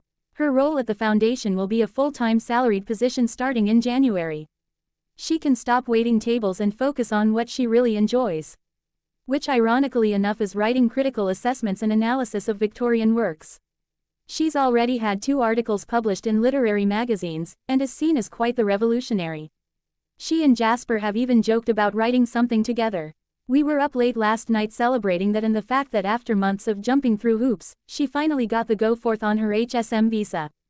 A letter from the foundation was the final nudge to tilt things in her favor. She has the official blessing to stay in London now. Everything seems to be falling into place. In January Bella will have a full-time, decent-paying job, legal sanction to stay in the country, and no place to live. Which is why I haven't given her my present yet. I intentionally wrapped it up in a way that will drive her crazy. Boxes hidden one inside the other like Russian nesting dolls. Some are empty, 3 are not. She'll laugh when she opens the first box, but won't be surprised. From the moment I saw it, I knew there was only one photo that could go in her picture frame. She never had given me back that tie. The second, smaller box will throw her off, and I anticipate that her hands will shake as she pries back the velvet lid. The jeweler had worked overtime to reproduce a smaller copy of her grandfather's ring. It didn't help matters that I'd only given him a week's notice. We still shy away from titles. We know what we are to each other. Definitions don't change that. We've agreed that we'll wait a full 2 years so that we don't run into any grief when we make it legally binding. But to me, it's just a formality. I haven't told her because she already knows how I feel, but I am writing it down here so that I can always remember. The photo of her in all her glory. My tie around her waist and the plane ticket to London in her hand is a reminder of what hope and faith can do. The ring is an endless link, that when placed on the ring finger of the left hand, res. TS against a major artery that runs straight to her heart. That simple gold band will tie us to the past and takes us to the future. It goes on infinitely, just like we always will. We've both come such a long way. Things aren't always 100% perfect, but what relationship is? We have arguments, we're both too stubborn not to. But then we talk through it, and if necessary I admit that I am wrong because I usually am. And then clothes are thrown across the room as we end up shagging each other senseless. I teased her once about the fire that she needed to let loose. That's not an issue anymore. And it's bloody fecking brilliant. It's perfection looking at her right now. She's curled up in a little ball, her hand tucked under her cheek. Periodically she'll smile or frown in reaction to whatever dream is diverting that fabulous imagination. The last year has changed so much for all of us. It's truly amazing to think back on everything that we went through, everything that we survived. But we grew from it. We all evolved, and I'd like to think that we are stronger for it. No, we are. I know we are. And more importantly, we are better people. With bright futures and people who love us. There was a line in Bella's written dissertation about intent. So long as the intent was just and done in love, that was all that mattered. We'd all been destructive in our quest to protect ourselves. We'd lied, we'd run. We'd assumed when we should have asked. And yet it all had turned out for the best. All because the intent had been good, simply the execution flawed. Bella had been right about that after all. Maybe someday I'll tell her that. Or maybe not. I do still try to throw her off balance when I can. Which was the gift in the third box? Her own membership to the zoo. She'll laugh and say that technically it's a gift to myself. And in a way it is. But I'll never admit to that. I do have to maintain some air of mystery after all. Smut Monday outtake Frigidaire. You lying so low in the weeds. I bet you gonna ambush me. You'd have me down on my knees. Now wouldn't you, Barracuda? Heart, Barracuda. When I accepted the job in London, I thought I would be jump-starting my career. To be assigned to such a major project at such a young age was huge. Add on top of that I was an attractive woman, and well, you get the drift. For the first month, everything had gone smoothly. And then he had shown up. With his down-home charm and dimples so deep you could swim in them. All the women in the office were absolutely nuts about him. Which in and of itself was a turn-off to me. When did I ever want what everyone else did? But then he had to go and start dabbling. Comments on my parts of the project. Opinions as to how I should do certain things. He was never obnoxious about it. That was the worst part.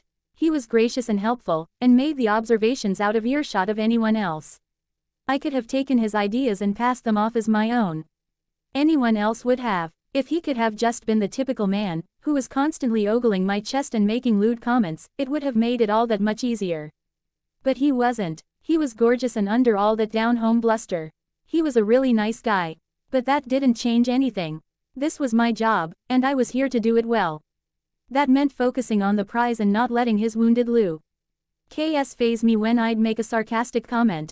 I don't know why I cared. I didn't owe Emmett McCarty anything. Saturday was supposed to be a fun night out. A little flirting, some drinks. A good time. And then he had shown up.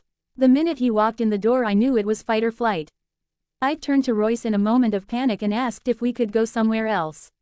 He had been after me to go somewhere more civilized all night. And it gave me the perfect escape. I didn't stop to think about how I said it or how it came across. I didn't know him well enough to have a thought one way or another. Simply that I needed to get out now. He took me somewhere predictably snooty and uptight. Just the type of place that you go to see and be seen. I came up with some lame excuse about being tired. And having a lot of work to do the next morning as soon as we'd finished our first drink.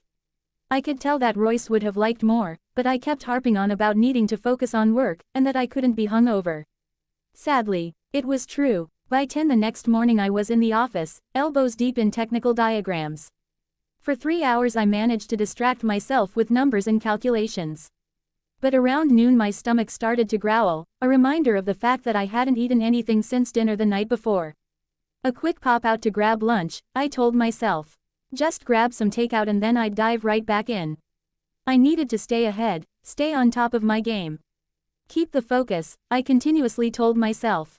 But I never made it out of the building. Emmett's office was just a few doors from mine. And something draped over the back of his chair caught my eye. A black zip front sweatshirt. I don't know what possessed me to do it. Had anyone else been in the building, I don't think I would have. Darting in his office, I closed the door behind me. His chair was pushed back away from the desk, and I pulled the sweatshirt around me, holding the collar up so I could breathe in. With my eyes closed, I fooled myself into believing that he was here. That I didn't have to worry about my career or how people perceived me. And if that were the case, nothing would have stopped me from going after him with a vengeance. I was sure a few times he'd caught me staring. Last week we'd been in a meeting, he had leaned back in his chair, head angled up towards the ceiling as he tossed a wad of paper up in the air. Every time it descended he'd reach up to snag it, and then lob it back up for another round. Everyone laughed at his antics. But I was too busy staring at the hint of exposed skin where his shirt had come untucked. There was just a glimpse of color underneath, and it made me wonder whether he was a boxers or briefs type of guy. I had to stop myself when I started thinking about how easy it would be to subtly run my finger along that small bit of skin. Would he be surprised? Could I make him blush? Would he like it? I blew out a long breath and pulled the sweatshirt in tighter around me. I was so incredibly attracted to this man that it was mind-boggling. That's why I had bolted the night before. I put on a show for Bella, spouting off something about the redneck bee. Ang there and not wanting to deal with it. Truth be told, I had enough alcohol in me that I would have been all over him like white on rice, and we would have ended up at his apartment or mine. There was no way in hell that someone looking like that wouldn't be brilliant in bed. And I'd never been able to resist temptation. The memory of him in low-slung jeans and a tight black t-shirt, combined with the smell of him wrapped around me was too much. I couldn't handle the frustration or the pressure anymore. Keeping the sweatshirt secured with one hand, I let my other hand wander. My body literally ached, and I had to release the tension or I'd explode. I closed my eyes, thinking of that small flash of skin. I ran my hand along my body, squeezing my breast before letting my hand drop to my hip bone. I wished it were his fingers tracing across my body instead of my own. Propping one foot on the edge of his desk I let my hand slid lower, underband of the loose-fitting wind pants I'd thrown on this morning. I teased myself, sweeping a finger back and forth as shockwaves coursed through my body. Not enough, I slipped a single finger inside, moaning and then gasping at the intensity of the sensation. The intake of breath brought another wave of him coursing through my nostrils, stoking the fire even higher. God, imagine if that were his hand, his tongue. My other foot found the edge of the desk and I tipped back in the chair, breathing deep as I pushed deeper in. I could feel the spring tightening in my stomach, the release I needed to try and get my head back together. Normally, I can bring myself to climax in less than a minute. It's all about knowing the right spot and how to hit it. But this was the closest I'd ever get, and I wanted to enjoy what little of him I could get. I was biting my lip, fighting the need to cry out, to let go when I heard a ding. Two male voices could be heard as they passed the door, rambling on in their proper English accents about permits and budgets. They were close enough to shake me out of my lust-induced haze. What the fuck was I doing? Getting myself off in the office of a co-worker. God, if I'd have been caught I'd have been log. Head back to the States on the next flight. My career would have been a shambles. Quickly wiping my hand on the leg of my pants I dropped the sweatshirt back in the chair. When I was sure they were gone, I slipped out of Emmett's office and tiptoed back to mine. I needed to get him out of my head or he was going to be my undoing. I worked until 6. A few colleagues trickled in early in the afternoon, which was enough to keep me distracted until I could go home and talk to Bella. She would have perspective, she would help me figure this out.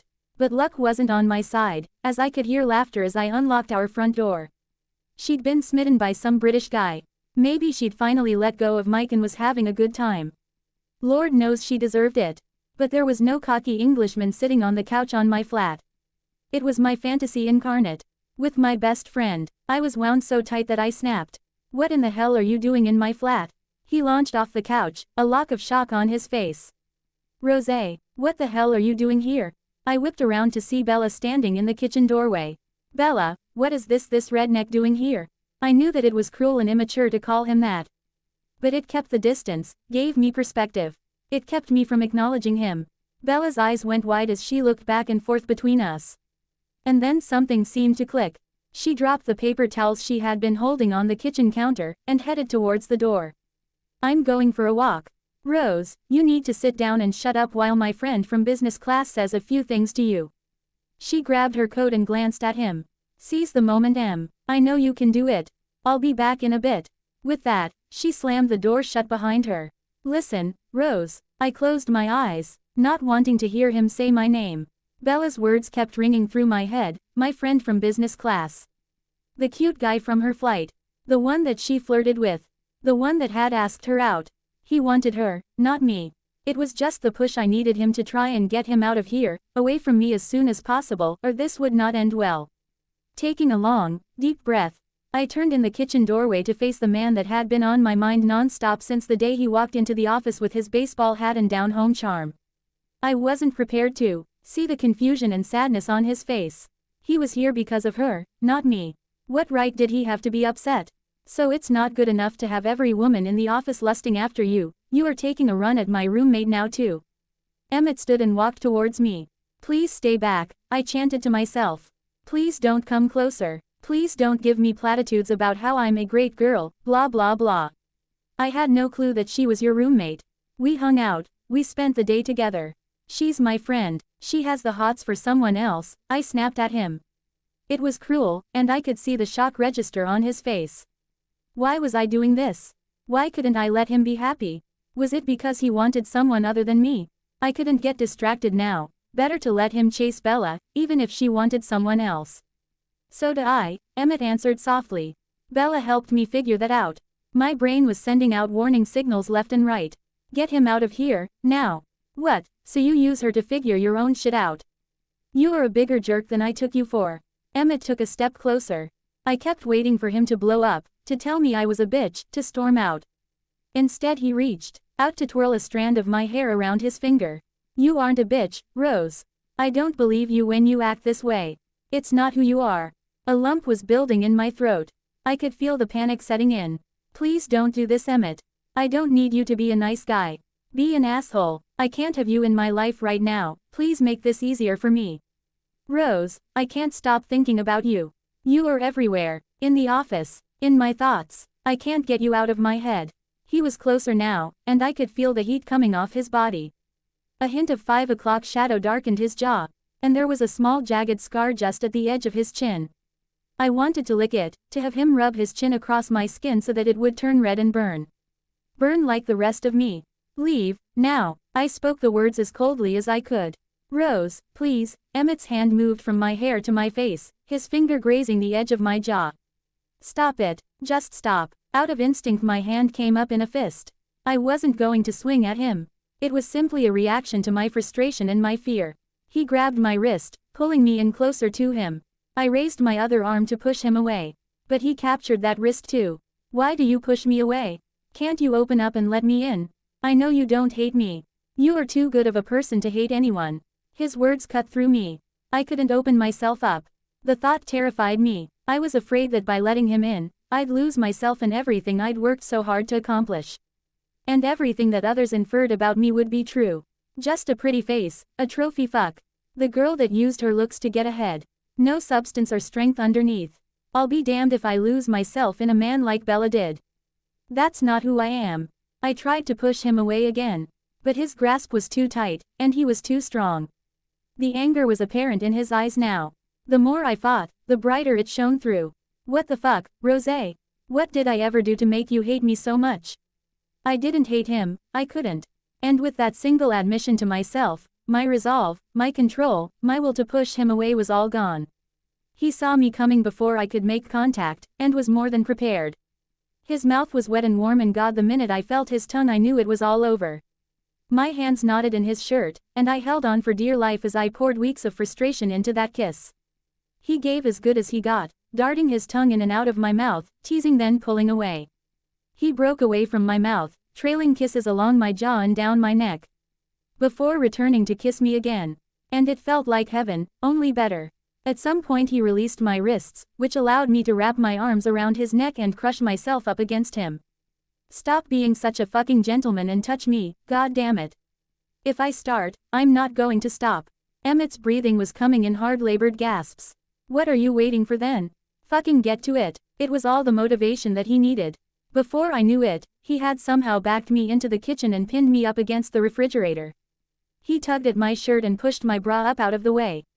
Oh fuck, I gasped as he squeezed my breast roughly. Soon enough, his mouth replaced his hand and he sucked hard, grazing his teeth across my skin. He alternated hand and mouth, sucking and licking at my exposed breasts. I awkwardly yanked at the bottom of his shirt, pulling it up so I could get access to that same spot of skin that had taunted me during the meeting. It was just above the waistband of his jeans. And I slipped my hand in between us so that I could dip my index finger below the exposed band of his boxers, tracing his hip bone like I'd done mine earlier in the day. Emmett grunted in reaction as I slipped the rest of my hand under the waistband. You are playing with fire, he warned as I slipped my hand lower. No, I am not playing with anything yet, I cooed I. And as saccharine a tone as I could muster. My hand was low enough now to wrap around him.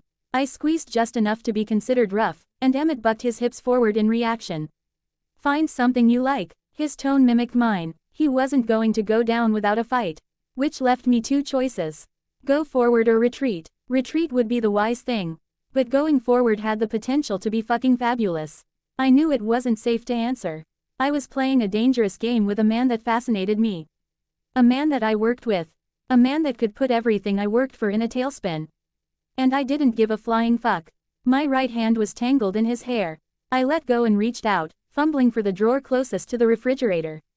There was a box of condoms stashed in there. I planned on giving them to Bella as a gag gift when she got to London. I'd forgotten, and they'd stayed in the kitchen drawer. Thank goodness for small favors. What are you doing? Trying to get laid. What do you think I'm doing? I managed to pull the top of the box open and fumbled with a strip. Rose, this isn't. Don't you want to fuck me, Emmett? I was playing dirty now. It was wrong, and I would regret it all tomorrow. But today I didn't care. Because I really want you to fuck me. Right now, right here. I need you inside of me so bad that I can't see straight. He grabbed the strip out of my hand and used his teeth to rip through the plastic, his eyes never leaving mine. I pulled my hand out of his jeans and pulled frantically at the buttons. As soon as the fly was undone, I his them down just far enough to pull him free. Grabbing the open packet from his grasp, I pulled out the condom and tossed the wrapper on the floor. He was staring at me intently, his eyes narrowing. A bit in reaction as I slowly rolled the condom on him. I let go of him and hooked my thumbs in the band of my wind pants, pulling them down with one fell swoop. I worked my shoes and pants off his hands slipped around to lift me up against the refrigerator. Without allowing myself time to think, I wrapped one arm around his neck and brought my legs up around his waist. Using my index finger and thumb, I gave him one cursory stroke to make sure the condom was fully on. I'd not stopped to take into consideration that Emmett might have his own plans as his hand quickly slipped down my stomach. Do you know how hard it is to work around you? How badly I've wanted you? Emmett growled in my ear. His fingers were exploring me now, teasing and probing just like I'd done in his office this morning. He anticipated every reaction, every button, and used that knowledge to push me just to the edge before pulling back. This is your last chance. Tell me to stop now, because this is the point of no return. His free hand tangled in my hair, coiling it around his fist to hold me in place. The tension caused me to tilt my head slightly to the side, so that he could suck on my neck. His other hand continued to tease me, stoking the need in me even higher. "Please don't stop now," I whimpered as he pulled back. But he had no intention of stopping. Emmett didn't need encouragement or direction. He lifted me just a bit higher, and slowly pushed into me, letting out a slow labored breath. God, he felt absolutely fucking fabulous. The combination of spending the day sexually frustrated and our confusing work up to this point had me beyond turned on. I wanted to push Emmett, goad him on so that he wanted this just as much as I did. I needed him to want me just as much as I wanted him.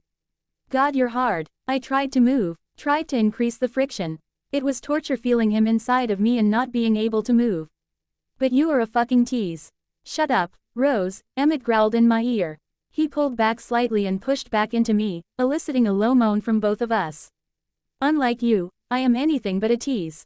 I held on to him, trying to match his rhythm as he pushed me harder up against the refrigerator. My legs were beginning to shake from the effort to hold on to him, to pull him in closer.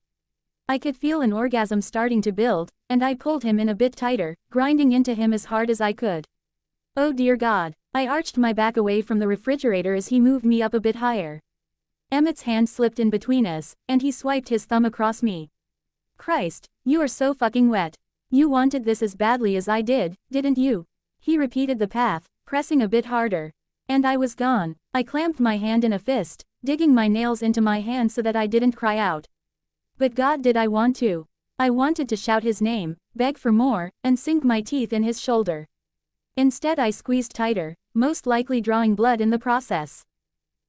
Emmett groaned and pushed me up against the refrigerator hard enough to hear the bottles inside clank together. I could feel him pulse as he released into me, and his head buried in my neck. "Why can't I be enough for you?" The vulnerability in his statement threw me into a tailspin. And I knew I was toast. There was no way that I could stay away from him now. Try as I might, my attraction to him was not going to be denied. I'd want this again. I'd want him again, just like he would want me. And it would only cause trouble. He held me against the refrigerator for a moment while he caught his breath before letting go of my legs. As he straightened up, something caught his eye, and he snorted a dry laugh. "Perfect. I fucked the Ice Queen against a Frigidaire. How apropos." His eyes bore into mine, but there was no humor in them. Just what you'd expect from a redneck, Forget trouble. I was fucked, literally and figuratively fucked, and I really didn't care. If that's what you can do against a fridge, what can you do in a bed? The end. Thanks for watching.